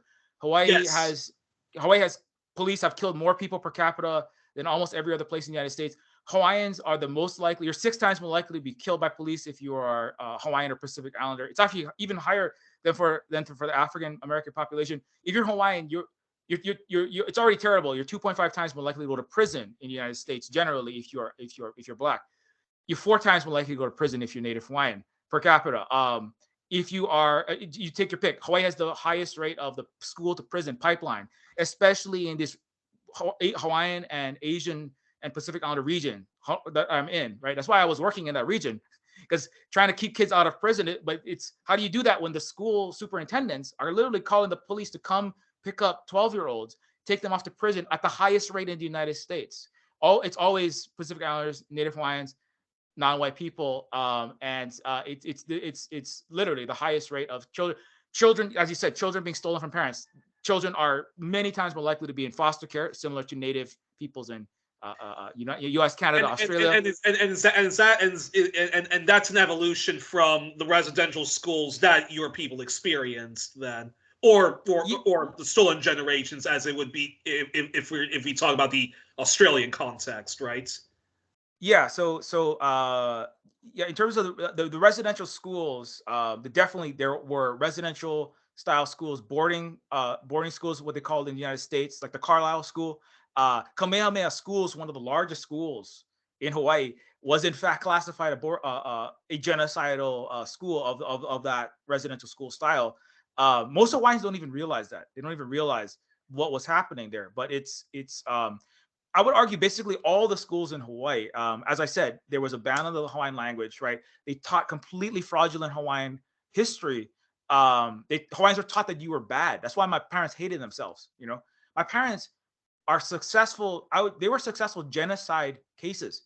They are more Hawaiian and Asian. My father is like literally more Asian and Pacific Islander and Hawaiian than he is white. He identifies as a white Catholic Christian liberal man. You know, he thinks he's like he's a boomer, right? He's like he's 60s hippie. But if you bring up Hawaiian culture, he can only see Hawaiianness the way that a white person looks at an indigenous like story, and he'll, oh yeah, I'm 164th Indian, you know, like Elizabeth Warren. He sees his own culture as a tokenized accessory for like for party talk. You know what I'm saying? He doesn't even he doesn't know who he is.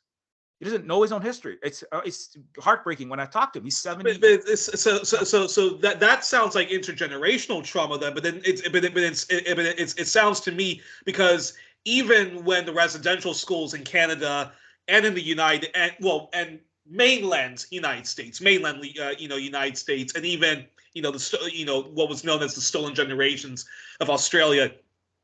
And of course, similar, programs that were inflicted on the Maori people, even at their most brutal, while many of those indigenous people lost their ability to speak their own language, they still proudly kept their indigenous identity within their mind. When the ones who were lucky enough to to have survived, the physical and cultural genocide, when they were released from either their slave masters or their farmers of Australia, or whatever boarding school they went to in mainland the United States and Canada. But it sounds to me as if in Hawaii, as if that sort of cultural genocide and that internalized racism that the colonial masters are trying to really, subjugate onto the person, as if it was, dare I say, more successful than, or what?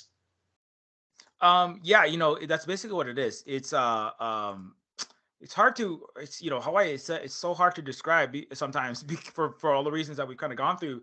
It's I don't want to say it's unique in the world. It's not, but it is it is unique, but it's not.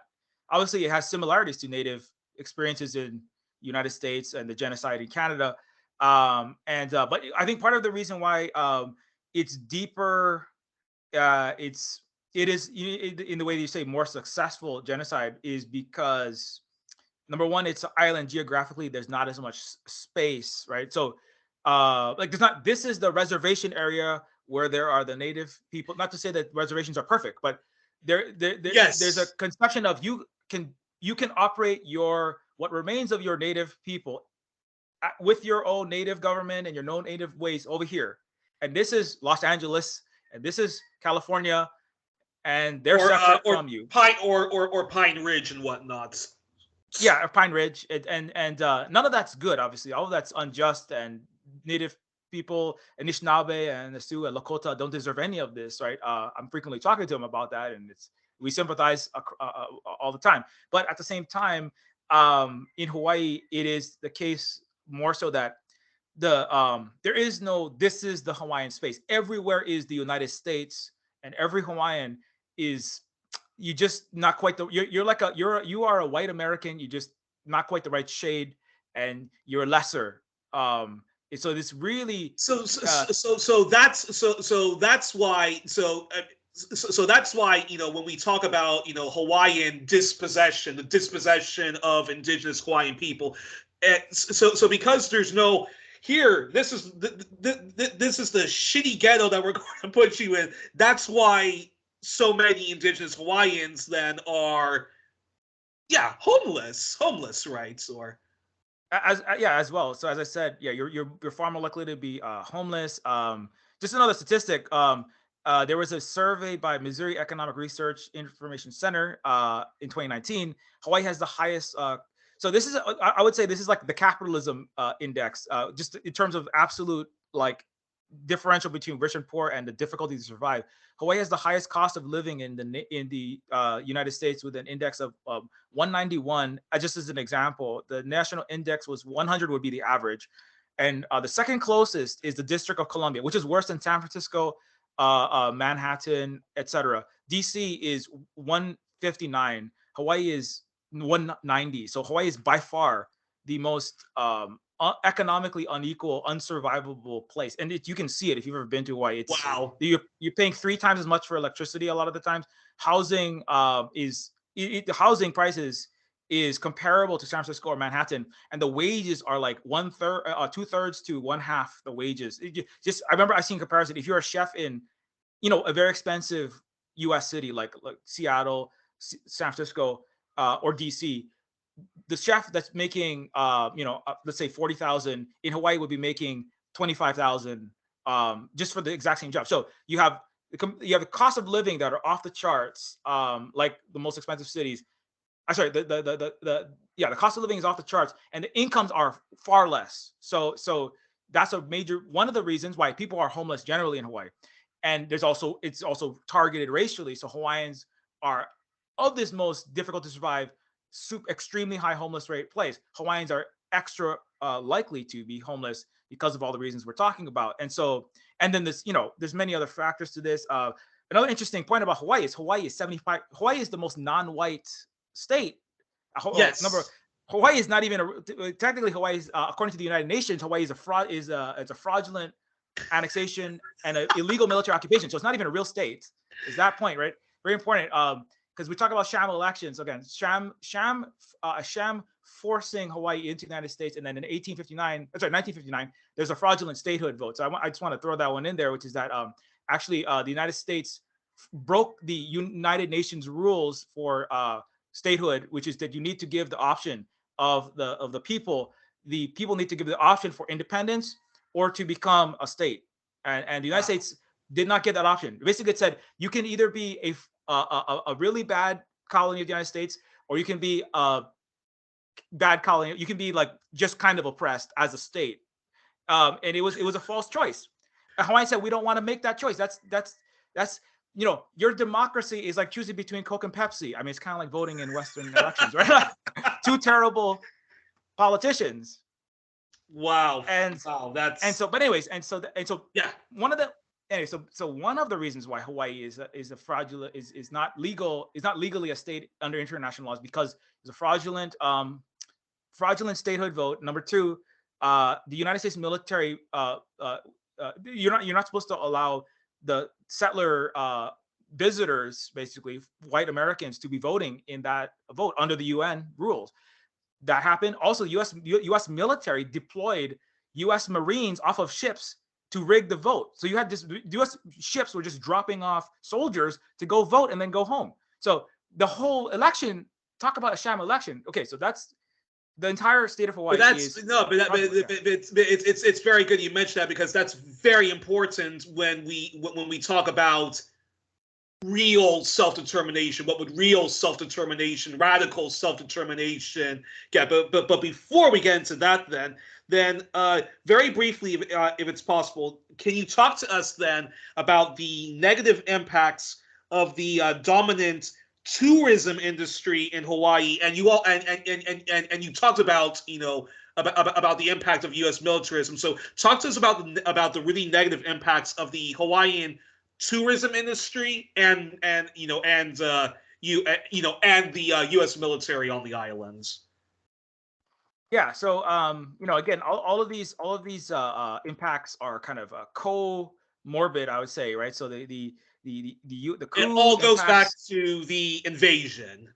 Yeah, come back to the invasion. And so the tourism industry, because some people, some Hawaiians, some people there's a lot of Hawaiians, native Hawaiians, and people in Hawaii are pushed back against, I'll say as well, please don't come to Hawaii under these circumstances. Some people get upset because they say, well, Silverspook, you're just telling me I can't have a fun time and have my pina coladas and surf and have a white sand beach and R&R, and you're just saying I can't have a nice vacation. That's mean. You're being mean to me as a white American, or just as an American, or a tourist. You're just being mean to me. Why are you being mean to me? It's not that we're against tourism, right? To your point about tourism, Haunani Kay-Trask has a book from a native daughter, and also there's a shorter essay if you don't want to read that whole thing, called "A Cultural Prostitution in Hawaii," and how tourism is one of the it is a horribly extractive industry, generally speaking, under capitalist and racist and colonialist systems. It's terrible. I'm not saying nobody should visit anywhere. That's not what I'm saying. Because So, Hawaiians, yeah. so the right. So say there's a. Say that there's a Trump hotel in Hawaii, or a Ritz-Carlton, or a Hilton. They have much more rights economically to do whatever to do whatever they want. They can dispossess and evict low income people from whatever housing they have, and basically. Yeah, and basically, the tourism industry does not go into like the local economy of Hawaiians or indigenous Hawaiians trying to, better themselves. It goes into, the Trump. It goes into the Trump hotels. It goes into the Ritz-Carlton or whatever, or even a multinational, international hotel chain, right? Exactly. So just on the the Ritz-Carlton is owned by Donald Trump. So I often say, if you want to give Donald Trump and his friends money, stay at the Ritz-Carlton. If you want to give Goldman Sachs money, stay at the Turtle Bay Resort or the Hyatt. If you want to give you said conglomerates. Mitt Romney and the Latter-day Saints and all of their friends own the world's largest Marriott conglomerate, Marriott International hotel and hospitality industry. It's just a giant corporation that controls so many different hotels around the world, and they have huge operations in Waikiki. And so, if you want to give giant capitalist colonizer corporations tons of money, you can stay at any of those places. Disney Aulani. So, do you want to give Disney, which is doing again cultural appropriation, disregarding our life and our culture, and just walking and building ritzy tourist resorts for the wealthy? I can't afford to go to Disney Aulani and see Moana if I wanted to. I don't have that money because I'm a broke Hawaiian trying to do line back. So yeah, it's ridiculous. And the fact that so the tourism industry is it pushes out Hawaiians. It builds expensive hotels. It caters to it often caters to it doesn't matter who it caters to, because it's on stolen land and it's against our wishes. And it also it is cultural prostitution. It's about hula is a sacred dance that is often done only for the mountains that are our ancestors, right? For the trees. Sometimes we have festive dances, but the kind of hula that you're going to see is a complete warping, hypersexualization of for the male gaze, generally speaking, and certainly the Westerner gaze at the cute little natives. That is not Hawaiian hula. That is not Hawaiian practices. That is a fraudulent Disneylandification, bastardization of our actual culture to make a lot of money for wealthy, disproportionately white men who own these resorts, and mostly for people who are wealthy settler colonizers from America getting their fancy vacation, right? On the backs of starvation wages that we make. It doesn't matter if you're working in the hotel, in the airline. All the wages are absolutely terrible. It's plantation feudalism, but instead of pineapples and sugar, we're working for $7.50 an hour, paying $3,000 for a one bedroom. How do you do that? 20 people working, 12 and 16-year-olds working in the hotel or at Burger King or wherever they can to piece together. I mean, this is how we live. 20 people living in a 2-bedroom house is the norm in the era that I'm from. Like the kids I was working with, it could be worse than that. And then every single one of you from the talk about forced child labor. You talk about everyone is working from the age of 13, 12 until nobody retires ever. My parents are never going to retire. In these horrific exploitive resorts, they don't even realize, sadly, right, that the kind of hula that they're doing, the fire dances they're doing, are not their actual culture. They're Disneylandified, fraudulent, fake plastic cellophane lay, tourist trap atrocities, I would say. And so you're self-humiliating, right? And if you realize it, then you're just crying inside the whole time you're doing that hula. But you got to do it because there's no other jobs, right? So it's really horrific. It's like, I like to say, it's like, imagine a native village somewhere, another native reservation somewhere, in I don't know, Oklahoma or in Nebraska, made to do fake versions of their own, powwow, just completely fraudulent ones, and then for almost nothing. White people coming in, watching the cute little Indians, right, dancing around in bikinis, right, in bikinis, and then thanking all of the nice white visitors for what. So thank you so much for the job. It's number one. Almost all the money, 97% statistically, goes straight out of Hawaii. It doesn't stay in Hawaii.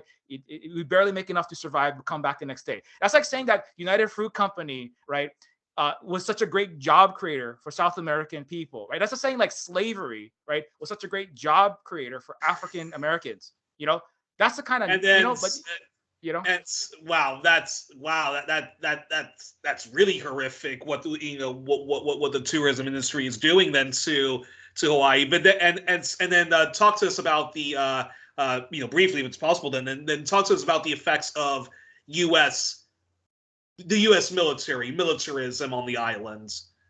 Yeah, and so yeah, I mean, and so tourism is just kind of like it was first pineapple and then sugar at tourism, and military was always there. The military imperialist imperatives. Sometimes I'll say like, that's why I want to talk to Luna Oya and our relatives over there, because as bad as it is for us Native Hawaiians and people in Hawaii generally, and it's bad for all Americans under capitalism with racism and imperialism. This is not good for anybody.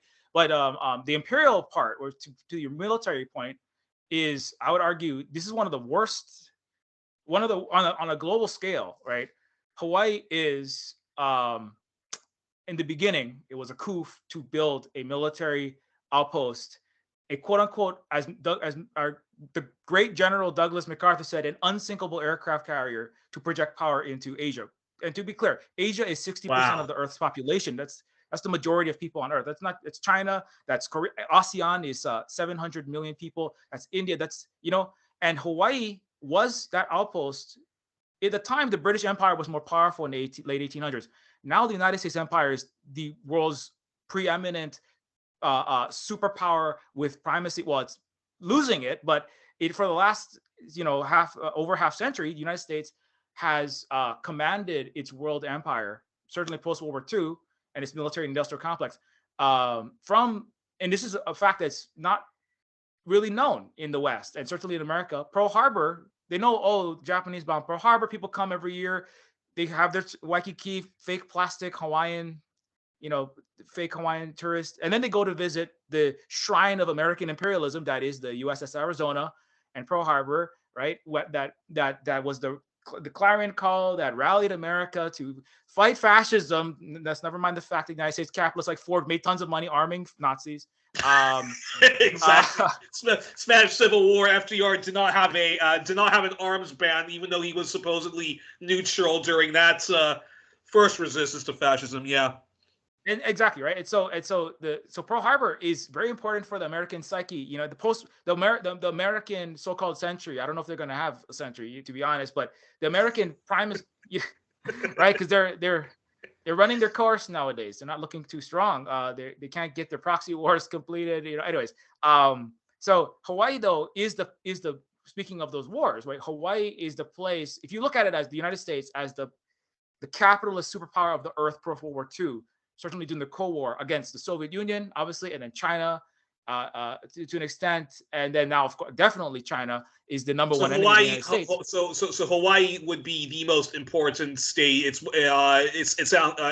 sounds to me as if it's one of the most militarized parts of the United States, if one even believes in that concept of a United States of America. Then.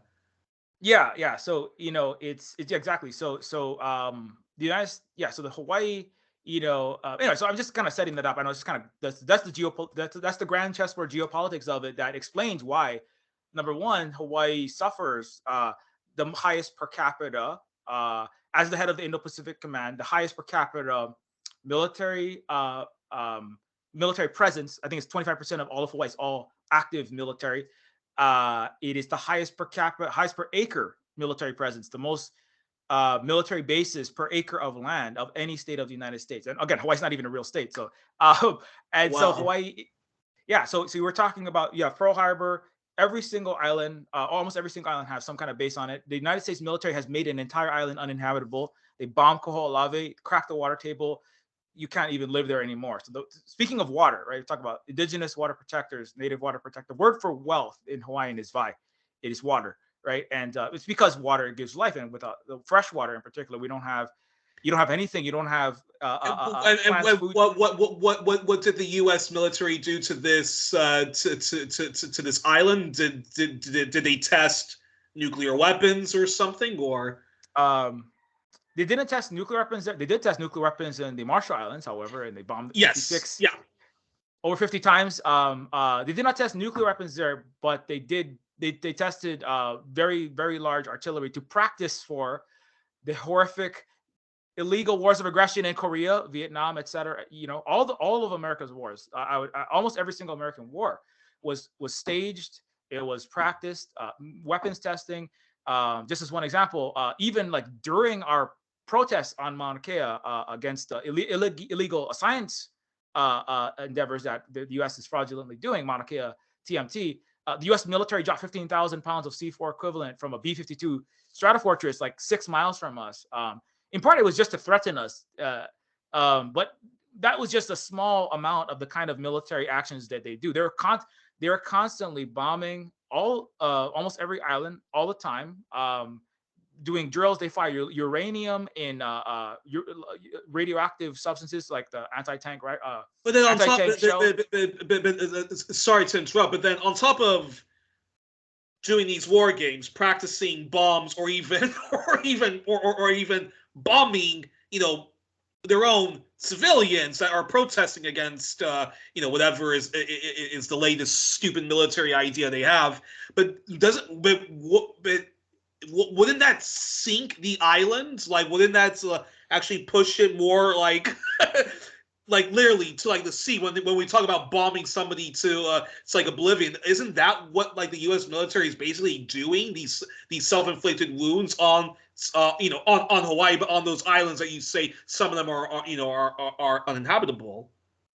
Yeah, well, I mean, like the island, if you did like for some islands, possibly that could happen. I would say they don't quite have bombs that are that strong. Maybe a nuclear weapon. Like I don't know. I don't have all the data about what exactly has happened. Certainly, you can't go to Bikini Atoll and several other atolls in the Marshall Islands.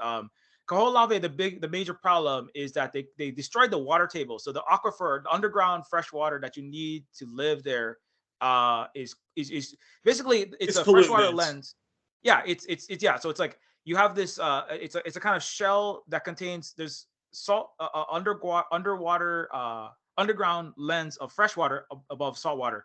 If you crack the shell of that underground system, the salt water comes in, the fresh water it drains out, and then you basically you lose that entire freshwater well that you used to have. And so they've destroyed at least one of the island's capacity to support life in that sense. They have bombed. They've made entire regions toxic. So like Mauna Kea, Pohakaloa training facility, they've been bombing a whole lot.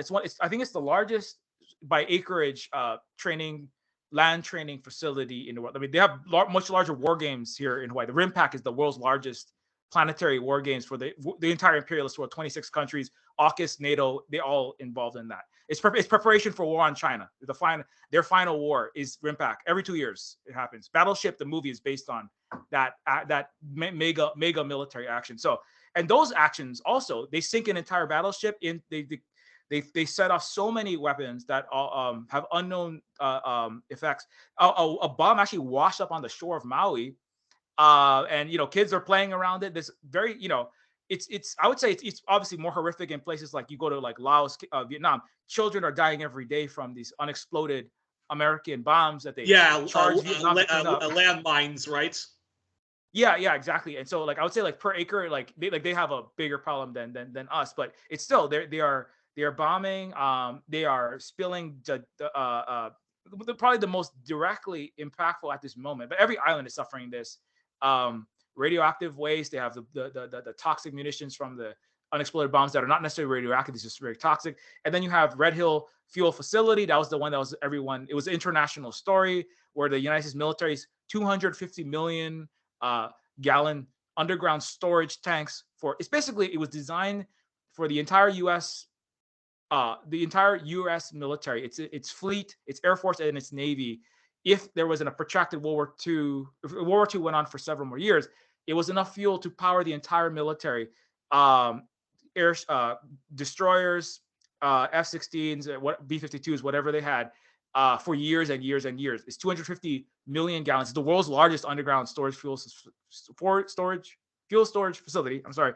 And this facility, they knew in the before 1950, they already knew it had leaked. It was rapidly built quickly in wartime, and people died making it. They just tried to throw it together just in case something happened. It's poorly planned, poorly managed.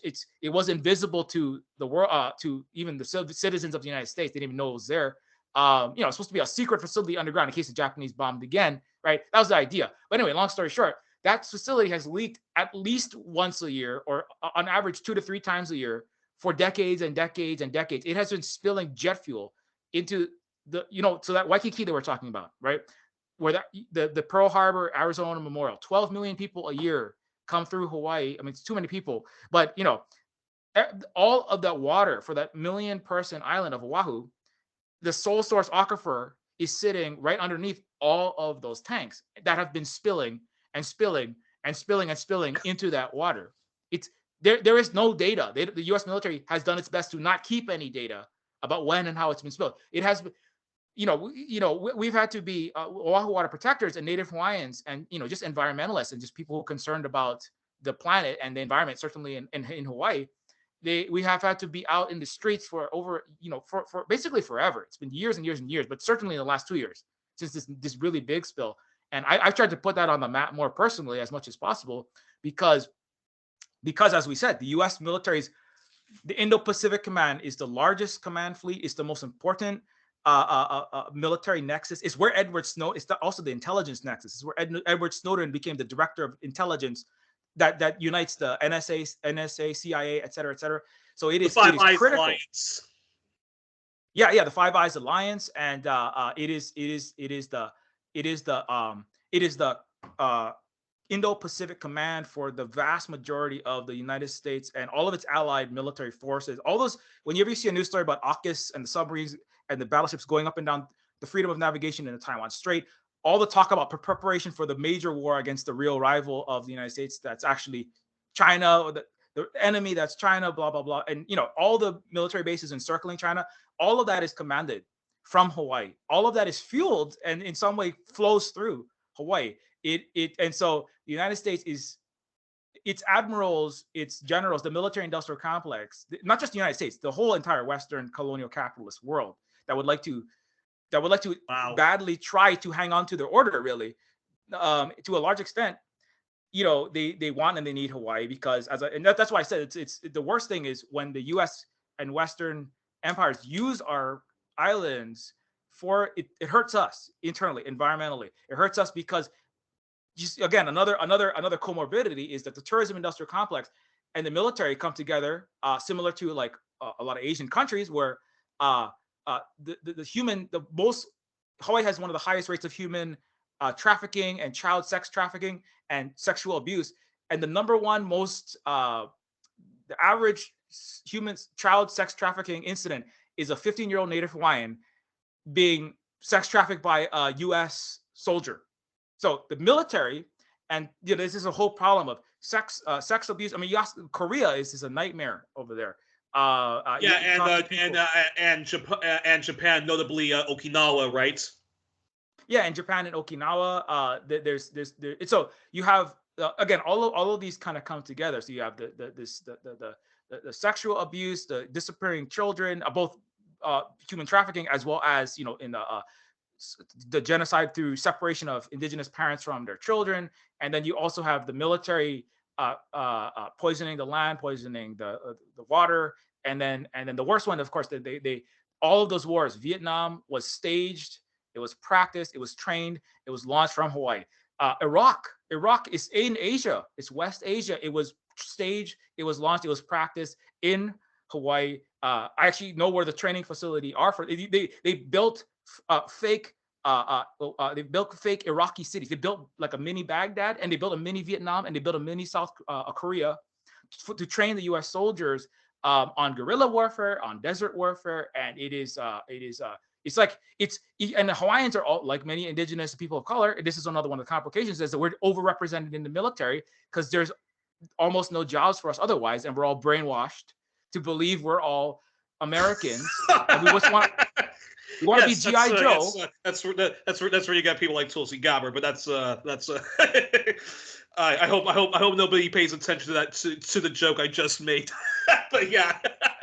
No, it's exactly like that. Even like I like some Dwayne "The Rock" Johnson movies, but many Samoans are overrepresented in the military, like Hawaiians, and they don't even realize. Like I said, they don't even realize what they are doing is they're going to other countries, to non-white countries, killing them, suppressing them, like the United States and the Europeans did to us. You're repeating your own crimes. Wow. Against other people. This is one of the things that radicalized. Wow, that's astounding. I got 3 questions up before we got into before we do the Inside the Actor Studio question there. So let's get to it, and I'm definitely going to have you back on in the future to talk to talk more about this. But yeah, these 3 questions. But so let's go to this one, which is talk to us, briefly about the brilliant Indigenous Hawaiian University educator and poet, unapologetically outspoken activist and advocate for radical self-determination and independence from the U.S., which is Huani Kay-Trask. Talk to us about her, and she died July the 3rd. Wow, she died just before the 4th of July. She died July 4th of 2021. The best way I can describe her for anyone who does follow Indigenous topics or who would like to know more about her is she was the female Hawaiian Russell Means or Dennis Bings. She was the female Hawaiian Robert Egginson and the Hawaiian Pamela Pamader. But talk to us about talk to us briefly about this fearless, extraordinary woman and the anti-colonial civil rights movement that she was part of in your country. Yeah. So Hanani Kay-Trask was a great. She was definitely somebody who was carrying on the spirit of those our ancestors that I was alluding to earlier. I know for many people, even around the world, they have listened to her, and other Indigenous people and oppressed peoples have taken lessons from her, and I certainly have as well. She was, she embodied. Sometimes I say. She embodied like the spirit of like Pele. Pele is a volcano goddess, here in Hawaii. This is another metaphor for that. Okay. Pele, it's definitely she. And it kind of goes back to the land, It's what she would talk. Haunani, just to tie her into Pele. Pele is another facet of the land. There's a very bad, again, Disneyfied, commercialized rendition of something like Pele in Moana. The volcano. The woman that is the upset volcano, right? It's not really fair, but it is kind of true in the sense that the land is the mother that feeds and sustains you. That's Papa, that's like the green island with the flowing water that it gave birth to you and it feeds and sustains you. But then also, if you disrespect the land is also your mother, and your mother, can remove you. Your mother is what created you, and your mother can undo you as well. And that's part of the lesson of Pele, sometimes, which is, and also it's a lesson to respect women and with an anti-patriarchal angle, which is Hanani was definitely coming from that as well. Wow. As a brown woman surrounded by a patriarchal, white-dominated university system, right? Certainly in the 20th century. That was a lot of her upset and frustration, on top of the colonialism, on top of all of the other things we've been talking about, capitalism, etc. And so her passion, and anyway, to just kind of finish up what I was saying about the volcano, which is that if you disrespect the land, the volcanoes here, they're not as bad as like Pompeii, where they're not stratovolcanoes that will explode in 200 mile per hour pyroclasm wipes everybody out, in like 100 mile per hour barrage down the mountain. But the volcanoes will not tolerate, they move slowly, but you cannot stop the lava. Even the U.S. military, they tried to bomb the lava multiple times, and they only just bomb. They stubbed their toe and they've hit their own base, and they bombed Mauna Kea recently, and then they actually caused another eruption that hit their base. So it's actually that's like man. Okay, wow. Pohakaloa trading facility. Like late last year, they said a lot of Hawaiians said if you keep bombing, scientifically, geologically speaking, you're destabilizing the underground passageways of lava, and usually it comes up in a particular place. But if you keep bombing, you could be, especially when it is unstable. Geologists were saying, oh, it's rumbling. It seems like it could be in an erupted phase. And they kept bombing and bombing and bombing and bombing to practice for ridiculous wars they want to make in Asia and the Pacific. And anyway, so the lava, the volcano is also is important in the sense that it signifies you must respect women, or very, very bad things can happen to you. And also, if you disrespect women, you go where you're not supposed to go. Also, if you interfere with the land in the way you're not supposed to, if you think that you can dominate the land will not be dominated. And the lava is routinely erects would be capitalist suburbanite housing explorations. If you wanted to build a hotel around that volcano, you will not. And that's why I love living in it. I live very close to the volcano because. So for you, so for you, Hawani Kay-Trask or Professor Kay-Trask, I don't know if she went by that, but as a sign of respect, I'll call her that. Professor Kay-Trask. For you, she was a living Pele, a living wrathful god against the injustices that Indigenous Hawaiians and all other Hawaiians faced. Yeah. And I think it's and so she, a lot of things that I'm saying are things that, she has said more directly. Just kind of get directly to her, because that was what your question's about. Her life was one of constantly being. It's kind of a little bit sad to me because, part of me, I don't think I can speak for her any better than she can speak. I recommend you just read From a Native Daughter, and you should read her works and listen to her speeches. I'm constantly posting on Twitter her "We are not American, we are not American, we will die as Hawaiian" speech, because it's very important. I'm also going to make sure to I was just looking at some stuff I saved about her, and she is yes, she may be dead, but she was and remains just an extraordinary advocate for colonized people, I think, everywhere. So and I'm trying to think.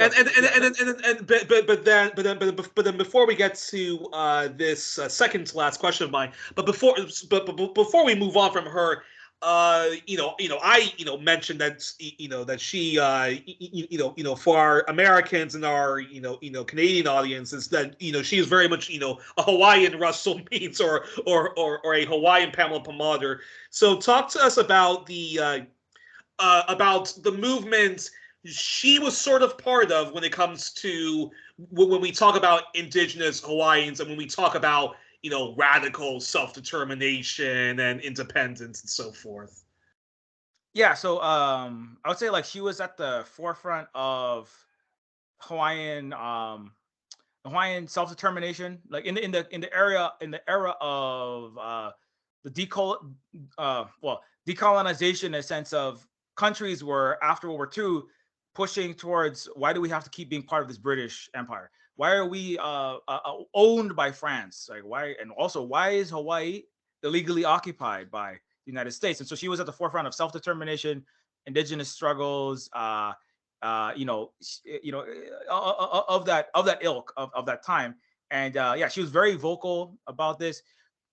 She went on Hawaii TV. She went on international events. She made that speech in the 90s during a time when when she made that speech about "We are not American, we will die as Hawaiians," she was speaking to Hawaii around the time of the anniversary. I'm sorry, the 100-year anniversary of the U.S. occupation and its coup and all these atrocities we've been talking about. And so the United States Bill Clinton like formally had a written letter of apology to Hawaii for it was an admission of guilt that yes, we did illegally occupy. It was a fraudulent annexation. What you're saying is true. Hawaiians have the worst health statistics, and Hawaiians have been completely oppressed, and the land is owned by mostly the U.S. basically admitted all those things are true, and then it said we're not going to do anything about it though. Yes, you're a colony, but you're the 50th state, so deal with it. Yeah, and so it's basically like she's a very important figure because she was one of the most like just very direct, very like you said, like a radical self-determination. She did not have a Gandhian tone, and look, Martin Luther King Jr. is one of my heroes, but she definitely did not have even that MLK Jr. tone. She really had sort of, if I can compare her to somebody else, but she really reminds me of Russell Means or when we talk about Black History Month, Malcolm X or Stokely Carmichael, Kwame Ture. I mean, she really had just this uncompromising, confrontational attitude and just called out the colonial project for what it was, white supremacy for what it was, and all that other jazz, right? Yeah, exactly. So there's famous ones where she's on like the Hawaii local news or a station, and people will, white people are just complicit, just random Hawaiian resident settlers are just talking about what I was saying, right? All the stuff that I've been saying, which is like Hawaii is one of the most, I shouldn't say most because I don't know everyone, but it's one of the most lied about and most important secrets the U.S. has ever had to keep. And she's just like, no, the United States is the most imperialist country in the world. Everything that you're doing here is a lie on like mainstream TV, and it was like shocking to all of the newscasters. No, Hawaiians we're not happy about this. We're absolutely not happy about this. I don't care. And I think it's like a lot of other Hawaiians, and the thing I said when I said it was sad is because, I wish it wasn't if everyone, like as I say, if Hawaii had 90% Haunani Kay-Trask, there would not be an American occupation. You know what I'm saying? Yeah. So if we had far more, I try to embody their spirit. I don't know if you've seen me come on, I don't mince words. That's the thing I try not to do. And part of that is because of people like her. That's very inspiring. I'm like, I begin and end every sentence with U.S. is illegally occupying my country, and you ban our language and the culture, and you still because I think what the lesson is that I watched my parents. I don't know if they chose it, but the empire operates, and unjust systems generally, and the U.S. empire certainly operates in its optimum fashion by invisibilizing itself, right? It's just, what do you talk? This is just normal, right? As another example, like just to go way away from Hawaii, Capitalist Realism by Mark Fisher, which is talking about there's no alternative. This is all we have, right? That was Europeans talking to themselves, or British. Well, I guess they had Brexit. I don't know if they count as Europeans anymore. But anyways, yeah. I don't know what they are now. They're a cold, wet rock that's everyone's in austerity and spiral. But anyways, but even there, it's like you have to suffer this because this is reality. The Euro-feudalist, capitalist, colonial, and now self-annihilatory climate apocalypse. That is the universal experience of humanity. That's how humans are. I hate that. I cannot stand. That's one of my things I hate. When people say, "Oh, humans have destroyed the planet. Humans are greedy. Humans are this. Humans are that," and you are doing a disservice, right, to all the people, the 90% of the Earth before this. Not that something wrong with the water in the Mediterranean or in the European landmass, but like you brought this way to all of us, and every second of every day, colonizers, the capitalists, anyone who is complicit with the system deserve to have it thrown back in their face and have it de-invisibilized, and that's what I think she was doing. But 95, sadly, too much. I don't know. I don't want to put too much shade at my own people, but because of fear, because the U.S. had a good deal with it seemed like a good deal, right? The carrots and the stick of the Democratic Republican Party. I don't know what, but whatever it is, too many people chose to invisibilize themselves, right, under threats. But and Haulani was one who said, no, this is the history. This is human. This is human history. And you, Europeans, colonizers, capitalists, racists that come mostly from that region, not exclusively, the Japanese complicit, but you have done this to us, and we are not going to suffer this. And I'm not going to sit here and do a fake plastic hula dance for you and shake my butt. And also, men, I'm not going to be a object for you to sexualize. In fact, I believe in that very speech that you're talking about. I believe it was her 1991 speech. She said, "Hawaiians, don't play nice. Enough of playing nice." Right? Exactly, right? Because people, Hawaii, if it has this deep mythology, it has this deep planetary multi-trillion dollars worth of marketing. Every 51st dates, every Blue Hawaii, every tourist ad, right? And every American has in their mind, right, this fantasy, right, as she pointed out, of this 2 weeks out of the year when I have this beautiful vacation in paradise, right? And so people think, oh, the Hawaiians are they just love to serve, they just love, we're like, the peaceful, tranquil, playing nice Hawaiians that just love to bring you your pineapple juice and are gonna, shake their tea leaf clad butt for you, and always and always aloha, and always bowing and greeting you. Bowing and greeting you, and aloha, and it's like aloha. The word aloha, it's like, what does that even mean? And this is the point that I like to bring up, which is that all these, not only English words, like I was saying earlier, like, what does civilized mean? What does barbarous mean? What does aloha? People think that just means like, oh, that's hello, welcome to my hotel, right? Oh, the aloha spirit. Aloha, is what we're talking about at the very beginning. It was the actual carrying. It was, I was just reading, Paulo Freire earlier. It's like actual carrying and actual equality of all, not just all people, right? But also aloha for the land, aloha for the nature, right? And so, aloha themed luau, where everything about that is anti-aloha. Everything about a luau in Waikiki, right, as what Hanani pointed out, is about, if it was a real luau, a luau is where the ali'i. So a real luau would be if you go to Trump Hotel, Donald Trump should take all the resources that he has and feed, and he should personally feed every person as the most able person there. That's what a real luau. A luau is where all the resources is distributed from the people who have to all who need, according to need. And so all of these words is completely fraudulent, and all of their usages. And that's another way the tourism industry, because it reinforces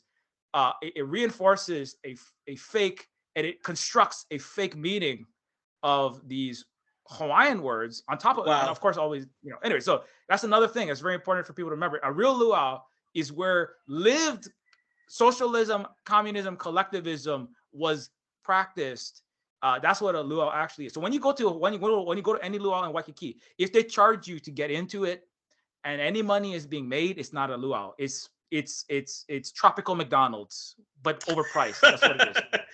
And then, but then I have to ask. I have these two more questions left before we get to the questionnaire. But then I have to ask, what is the current state then of the Hawaiian Indigenous Native Lives Matter, or the independence movement? And for you, what to you is self-determination, and does that mean independence from the U.S.? And if in your lifetime you're not granted, if in your lifetime or the next generation's lifetime you're not granted independence from the United States, what would be the more ideal arrangement in this forced marriage your people have with white America and multiracial melting pot land of immigrants America?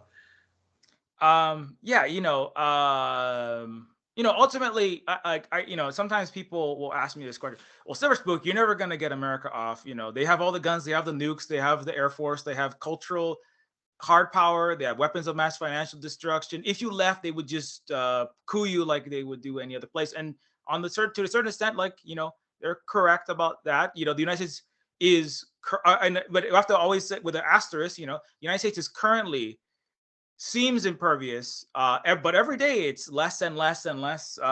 It seems less and less and less permanent. All empires are ultimately impermanent.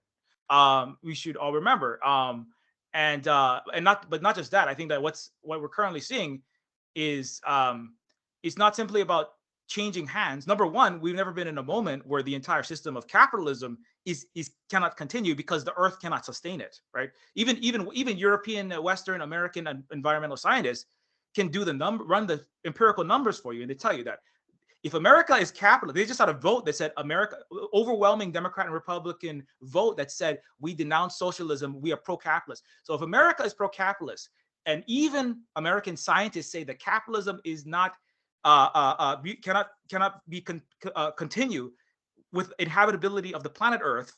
And Elon, I don't think he's going to get a Martian colony going anytime soon. I'll let people figure out what that means. If America is capitalism, and capitalism can't continue if you want to have a livable planet, I don't know, right? So anyway, but long story short, so I think that America. Ultimately, if let's just say hypothetically, the United States says, you know what, we are actually so sorry, and we're not just going to say we're sorry. We're going to give concrete, material, equity and benefits to the Hawaiians. That's real democracy, right? A real democracy is what are the material conditions of all of the population and the people are actually getting better. Is the will of the people and the needs of the people actually being met? And that's why places like Cuba or any of these places that the U.S. says are authoritarian are more democratic than any Western country, especially the United States. So if the United States, I don't want to say how or what, I don't know, but let's just say the United States has some changes internally, and then now whatever that large continent-sized federation, whatever it's called, decides, okay, we have changed our way of doing business and interaction. We are going to give every Hawaiian and make sure every person, not just every Hawaiian, every person in Hawaii, universal health care and housing and alleviate their poverty. And we're not going to subjugate you. And we're not going to pretend like these bogus plutocratic elections count for anything. We're going to actually, we're going to do things like constituent assembly. Yeah. If we're going to have something that is at least it doesn't have to be perfectly socialist, like Luna Oi's from Vietnam. We're going to give you the level of an ethnic minority in Vietnam, or even an ethnic minority in the large country that starts with a C, which they have actually been doing better if you look closely at their statistics.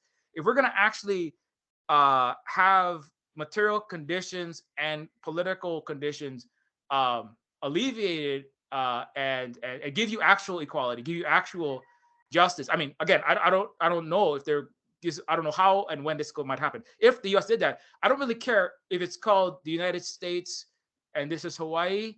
I don't care if is it the independent Hawaii? Is it an autonomous region of the Federation of Indigenous Nations, the Anishinaabe, Sioux, Lakota, people with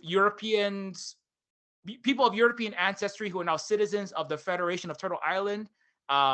Whatever that is, what matters is now I believe it's going to take more, again, what is the pathway to that? I don't know exactly, but I know that people will have to fight in a lot of ways for it, in many different ways for it, in many different diversity of tactics. But however it comes, what matters is that our language should not be number one. Children are still punished for speaking Hawaiian in school to this very day. I bring that up all the time, like Haunani, because as Haunani does, is to stop the invisibilization of what they're doing, so that people can pretend like everything's fine. So if the school system stop punishing children and they stop trying to they're making new rules that says if you can't already speak Hawaiian language at a certain level at age 5, you cannot be you're considered not worthy of being taught Hawaiian language. So that is a concrete, real thing that the United States could, if they wanted to, be on the path to making the Native Hawaiians to giving us the justice socially and economically that we would like. That is a thing that they would have to change, and there would have to be the capitalist housing market, by and large, has to not be here anymore for all people, not just for Native Hawaiians, but especially for us, obviously. And also, I by extension, I would not settle for, okay, Hawaiians, here's 300 acres. shut up and then have that and do whatever you want. I don't want to settle for that. That's not what we, that is not justice. That is not. No to indigenous Hawaiian capitalism. It's real redistribution of the wealth. It's real compensation and so forth. Language rights, the right to practice Hawaiian culture, but as well as practicing Hawaiian socio-economics that existed before the U.S. Made Hawaii into a colony or a state. Exactly, and I think that it's important for people to remember that. I think from my perspective, this is I would argue this is another one of those. There's only mass disinformation and mass violence, I would say, in the Western world generally, certainly in the colonial world, certainly in the capitalist world. They operate on that. And one of the ways that, even the way that the fight is had, right? Because some people will say, well, Silverspook, you're never going to have a revolution and there's big violent shooty guns and then all of a sudden the US is gone. I mean, obviously, that's not how that's good. We're not going to fight a nuclear empire with its most important military nexus, with all of its F-35s, its F-22s. That wasn't a good idea in the 1890s, and I don't. That's not a thing that I think we're going to have. But I bring up also the fact that Bolivia didn't fight a million people didn't die, and every rocket wasn't launched there in order to get serious concrete trade, get an entire U.S. forced colonization coup undone. It was 85% of the population did a general strike. There was some military aspects to that, because there was far-right radicalized military, and then there was the indigenous socialist native military who said, no, you're not going to do this, right? And there was some shooting, but a lot of it was economic. A lot of it was, we're going to shut down all the flows of there's not going to be any lithium or any resources leaving this country for the foreseeable future. Take your coup and stick it back inside of your, DC think tank. Thank you very much.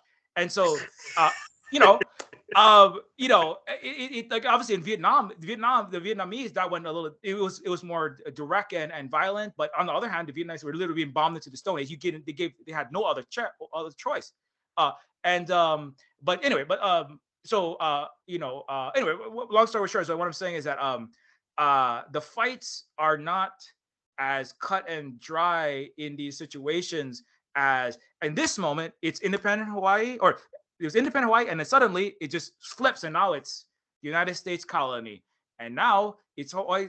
This moment it's the United States colony, and then on January 31st, it's completely free Hawaii. Number one, even if we, as you brought up, you mentioned, even if we had completely sovereign, independent country of Hawaii, there's no United States state of Hawaii. There's no American flags anywhere. If the seeds of the colonial ways of thinking and acting and capitalist economics, right? It's economics, politics, and also ways of relating to people. If those continue, and they installed racism, that's a problem. Like my own family are racist. They're racist against themselves. The racism that is attacking themselves. Just because the United States leaves, that stuff has to all be healed from. It has to be dismantled and undone. Like it's going to take years and decades and generations to work. So a radical decolonization, radical decolonization project would have to be implemented either way, right?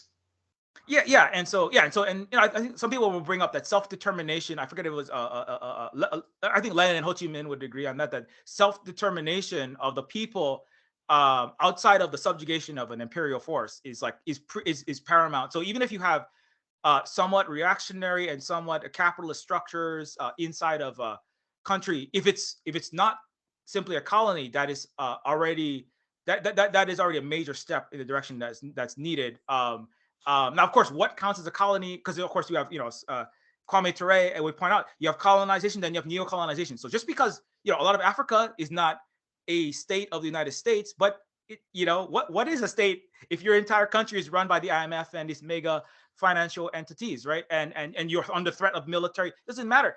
That's the thing. That's kind of my other point, was that the entire planet is the United States when you think about it that way. Europe is a 51st state of the United States. It's just a giant NATO.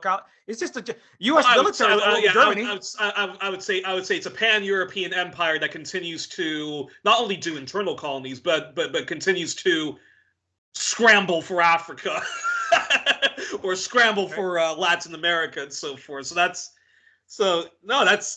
interesting. We're gonna have to definitely talk more about that next time I have you on. But then, second to last question, then I have to ask is what do you think it's going to take for the plight of Indigenous Americans, whether it's from mainland Turtle Island or to the island that you come from in Alaska, to get the same level of attention and solidarity that the Black Lives Matter movement has, or queer liberation, or the Latinx Lives Matter and Pride movement, the feminist movement, workers' rights, the rights for immigrants, legal or otherwise, the anti-war, anti-imperialist movement, even Palestine solidarity. I find that the U.S. left is very great on those, on those issues, but when it comes to the plight and the urgent solidarity that your people and Native Americans from the mainland and and Native Alaskans get, it's just not. There's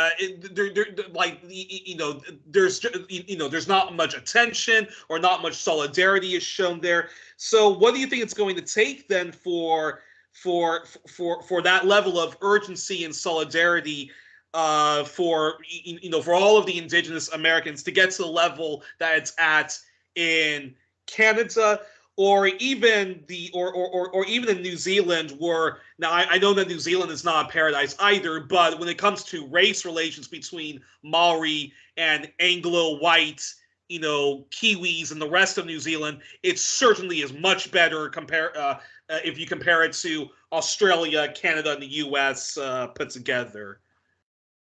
Yeah. So so the question kind of like, what would it take to get to that level, and to get to that level, or at least just solidarity shown the way it is in, say, Canada. It's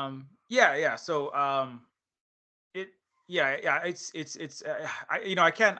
Unfortunately, I don't have a crystal ball. I have a lot of I do write science fiction a lot of the time, but as you might know, and so I think about the future a lot, but I don't really know exactly what it would take. So I don't want to speculate too far specifically. But I do think that one of the things that we're trying to do in Hawaii to get to that point is trying to just. There's just a lot of work all over the place to do. Like I said, even my own family, right? Trying to have hard conversations with my own family, and I kind of think like I have to prioritize, because I'm a parent now, and so me and my partner, we run the Silverspook, non-capitalist, anti-imperialist, land back cooperative, which we have part of it is just trying to live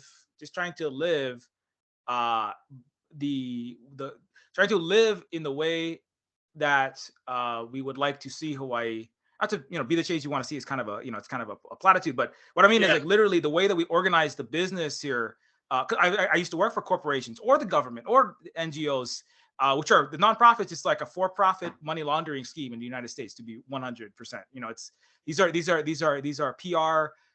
This is putting rainbows and PR on the U.S. empire. So I used to work for those kind of organizations, and so part of it is like trying to disaffiliate from those and build, like I said, the African Hawaiian person who had his own local cooperative business and built money to build a hospital, or Sun Yat-sen, who raised money with his other Chinese brother in a cooperative to start the revolution of the world's most populous country. The power flows from the people, right? Coming back to the very beginning. So at the grassroots level, right, we're trying to build economic, and I think it's very important to be really concrete, and not just because one of the best weapons is to have mystified, confused, just kind of like feel good. We're all just gonna live aloha and love each other, And that's a really good tourist trap slogan, but that's like not what we actually need. I like to look at people who are successful. That's why I talk to Luna Oil a lot. I'd be like, what did you guys do?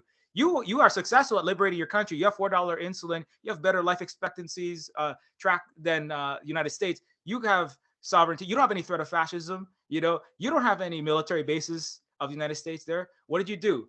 What can we model? You know, what can we learn? Well, you need to be concrete about this. One of the things is, you know, they're Marxist Leninists and they have Ho Chi Minh thought, and we have to get educated, right? And part of the education is not to say, you know, my dad would say, because my dad is a liberal hippie dude, he likes to read a lot of, he thinks he wants to go back to Woodstock, and he's very smart. He's read like more books than I have, but he's read New York Times bestsellers, which is all liberal capitalist claptrap, you know.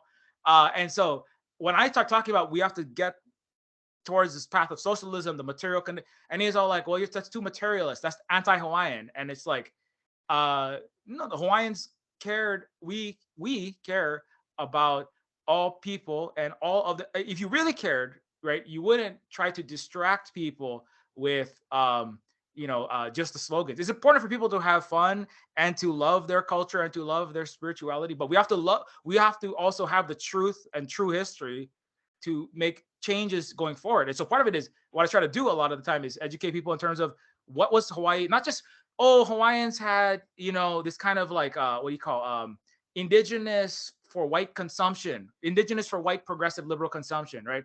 Oh, it's so sick. You guys were all just frolicking in the forest and you had these beautiful sailboats. We should all go, it's kind of primitive. You should all just go back to sailing in the canoes. Like, we had that. We had great scientific inventions, and we also practiced the hula, and we know a lot about the ecology, but that was also science. And we need to like learn the actual science that was embedded in our languages, and we have to apply that in the present and the future. And we have to learn about the economics that the struggle that we in the 1800s, where we interacted with the Western culture and its technologies and its capitalist colonial structures, and successfully fought it off for 100 years, right? And we're talking about all this, universal healthcare, housing, hydropowered electric civilization. So most Hawaiians, I would say some Hawaiians know that, we had a more sustainable system way back when, right? Like Hanani Kay-Trask, even Hanani Kay-Trask didn't have access to all of there's so much of this is so well buried. Even she didn't have access to some of this. This is stuff that I'm finding out from independent researchers in the 2020s, looking through the archives. Right, I never heard that from her about that whole. We had a renewable society, like that stuff. It sounds to me as if the indigenous Hawaiians and other Hawaiians, they need to sort of first go back to a sort of decolonize their own minds and then get themselves mobilized, which is as you mentioned, trying to reach out to Comrade Luna, and then hopefully, once all that happens, that kind of like the whole, the truth shall set you free, and then that's where you think more solidarity building can happen with, say, like the Black Lives Matter, the Latinx Lives Matter, queer liberationists, feminism, and all the other people power movements of the U.S. Yeah, exactly. And there is a lot of like interconnectivity between Black Lives Matter, international anti-imperialist movements, green environmental movements, like the Sierra Club has been working with the Hawaiians and a lot of especially when it comes to Red Hill and things like that. And so connecting up with all those organizations, especially the international ones. One of my biggest things nowadays, especially, is we have to connect with the global South generally, and even just for Americans too, because they're very isolated. The U.S. There's not a great fire. It's not really a great firewall of China. There's a great wall of there's an informational blockade on Americans about what's happening in actually China, in actually Vietnam, in actual Cuba, in actual Bolivia. If they knew how far along the pathway out of the hellhole that these other countries were, right, that would be one of the greatest, and that's why the United States, and I would argue with Europe too, is in that same doomer kind of like they want in some ways the war in Ukraine is about, as some people analysts point out, it's about entrapping Europe into the U.S. capitalist colonial project. It's not really about defeating Russia. You're not going to win. You're already losing. You're not going to stop.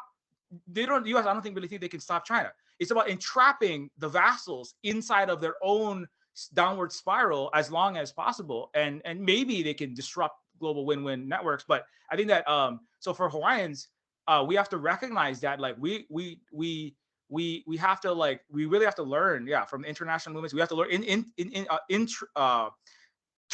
things happening inside the United States as a struggle, because we're under the United States empire, so that's important too.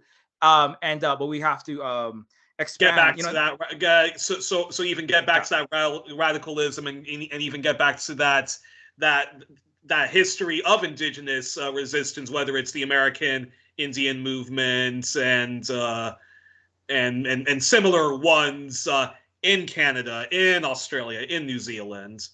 Yeah, and that's a lot of the panels. If you've seen with me and Luna Oi, it's about, we have international, we have Aotearoa, we have, indigenous Canadian and US, and we try to talk to, as many people as possible to try to facilitate that. And that, that's just one online, sphere. And then there's, So I think that, learning from each other is super important. And then trying to,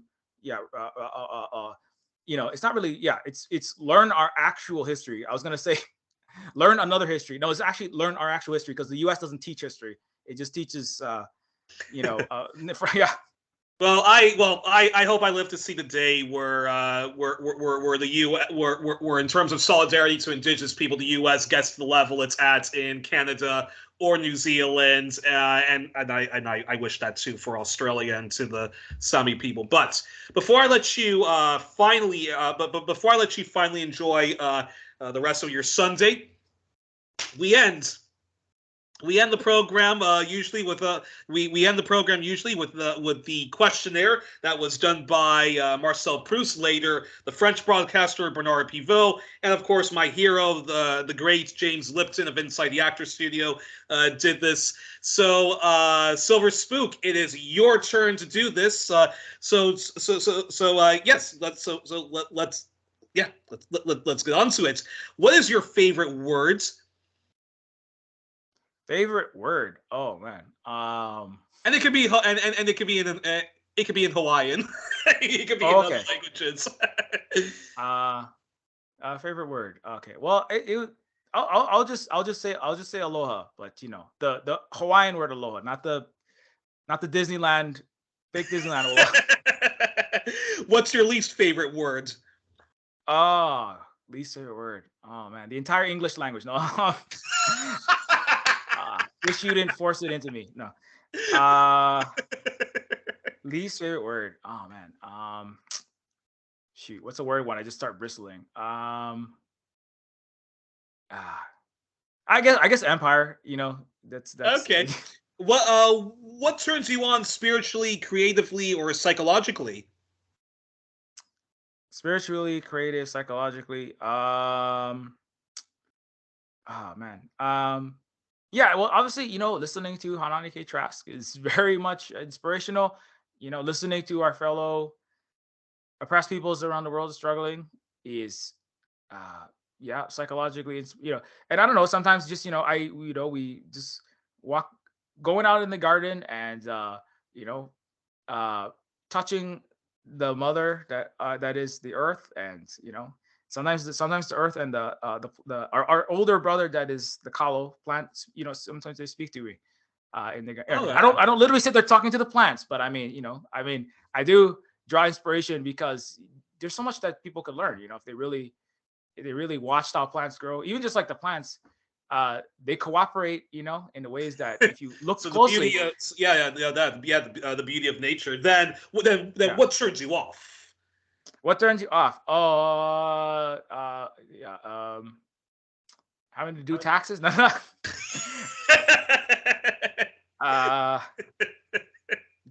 electric bill? No. I can take that. We can take that.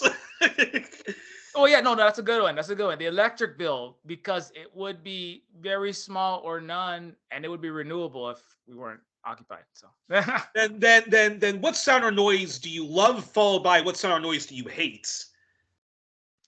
What sound or noise do you love? What sound or noise do you love, and then what sound or noise do you really dislike? Oh, okay. Sounds. I like the sound of water a lot. Many Um, guests like the sound of water. Funny enough, the sound of rain and rivers. It's interesting. yeah, then, yeah. what sound noise do you dislike then? Sound that I dislike. Ah, shoot, what do we dislike? The sound of it was an easy one, but nails on the chalkboard. I don't know. The sound. Oh, I know what I don't like. I dislike the sound of B-52 drop bombs exploding uh, near me. That's what I don't Funny, like. yeah, funny. I was just thinking. I bet he's gonna say the sound of the military in Hawaii. And then It's what's your yeah. and then what and then what and then what's your favorite curse word? And it could be in any language. Oh, favorite curse word in any language. Oh man. Um, shoots. I don't know too many curse words. Unfortunately, I don't know too many curse words in Hawaiian language. I know there are some, but I, you know, I say the F word a lot, so like, Okay, all right, good. that's probably it. Then what profession, if you weren't doing the you're an independent sci-fi writer. You actually create original game content. So what profession, if you weren't doing yours, would you love to do? And then if you weren't doing and what profession would you absolutely not want to do under any circumstances? Okay, what would I love to do? Well, I mean, I feel like I'm pretty much doing what I love to do, but Okay. something else if I wasn't doing this. Oh shoots. Uh, yeah. Oh, I can think of one. I would like to direct the actual maybe a movie or a show someday. But I mean that's like I'm Okay. trying to get some of my games made into things, but it's hard work. As I said, I do like the writing and the programming and the art myself. I'm an independent, like basically solo developer, so it's tough.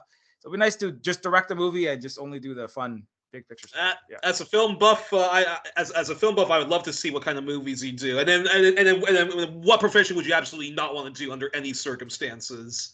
Oh, well, that one's easy because I say this often, but I absolutely do not want to be a high frequency trading algorithm programmer for Goldman Sachs or a Wall Street Bank because I almost did that. And I thank goodness I made NeoFeud and did that instead. All right, then our final question. This is going to be an interesting one. So, if heaven exists, our final question is: if heaven exists, what would you like to hear God say as you arrive at the pearly gates? But knowing you, but of course, with that question, whatever is your vision of the afterlife, what would you like to hear your creator, your Hawaiian God say as when if you when the time comes? um, uh, oh yeah. So when the time comes, well, I feel like I don't want to give you a too long answer because we do have another world. Actually, yeah, this does tie in because I was gonna say I was gonna say something about Pele, but actually, just real quick, this is a Yeah. short little myth, Hawaiian and Pacific indigenous story. So there's a great coming back to Moana yet again. It all comes back to Moana because that's we can't escape the Disney Empire, the Mickey Mouse ears, everywhere. So Moana, there's this Maui, Maui, who's played by Dwayne The Rock Johnson. And Maui is a big important figure in New Zealand, in the Aotearoa and Maori people there. Our people, Maui is everywhere in the Pacific. But Maui, he is a great legendary demigod. He fished the islands of Hawaii out of the sea with his fish hook. He captured the sun and slowed it down so that we could grow our crops. And he's this great legendary figure everywhere. But Maui's death, the myth of his death is rarely told. And this is where it's going to come to the what about the afterlife. Maui tried to steal the source of all life from the great woman of night. The great woman of night, Hine Nui Te Po is her name. She is the another manifestation of the earth in some senses, but she's like the under the ground, the under the earth, under the ocean, deep. They say that her insides are the opening from which all life is born. Like the earth, imagine the earth like giving birth to the islands themselves. And so Maui foolishly thought he could steal the source of all life to bring immortality to mankind or to humankind. by going up between her legs inside of her, into her stomach, into her core, and stealing it. And Maui died because he thought he could get away with it. He swam inside, and she literally smashed his head off between her thighs, and that was the end of the foolish, selfish, the foolish, overconfident man who thought he could take the life of Earth from woman, and then also from the land itself, and that was the end of him. And so what I want, and then Pele is kind of another version of that, right? It's like, do not mistreat, the people, and especially women, and do not mistreat the earth that you mother. So I hope that both of them say, you get to keep your head, or you don't get your face burned off. So if I die and the Pele says, I will burn your face off for the next 1,000 years, that means I failed. But if they say, no, you don't get cooked, then that means I did a good job. Like, well, we were alrighty. Well, we were joined on this edition of 1+1, our Native Lives Matter, Indigenous Lives Matter episode, all things on the island of Hawaii. And sorry about that. And we were joined, yes, so we were joined this edition of 1+1, our Native Lives Matter, Indigenous Lives Matter, all things Hawaii episode, with Chris Miller, aka Silverspook, who is a gaming content creator, artist. I just found out today, an independent sci-fi author, writer, outspoken Indigenous Hawaiian Leftist activist, and Silverspook, thank you so much for coming on the program. I look forward to having you back on in the future, because I know that this is going to be the first of many conversations on Indigenous Hawaii. And in closing, I just hope I live to see the day where my people and your people do much more solidarity in the United States and build up one another, and hopefully that happens with the rest of the U.S. people power movements. And yeah, and I'll just close. Power to the people.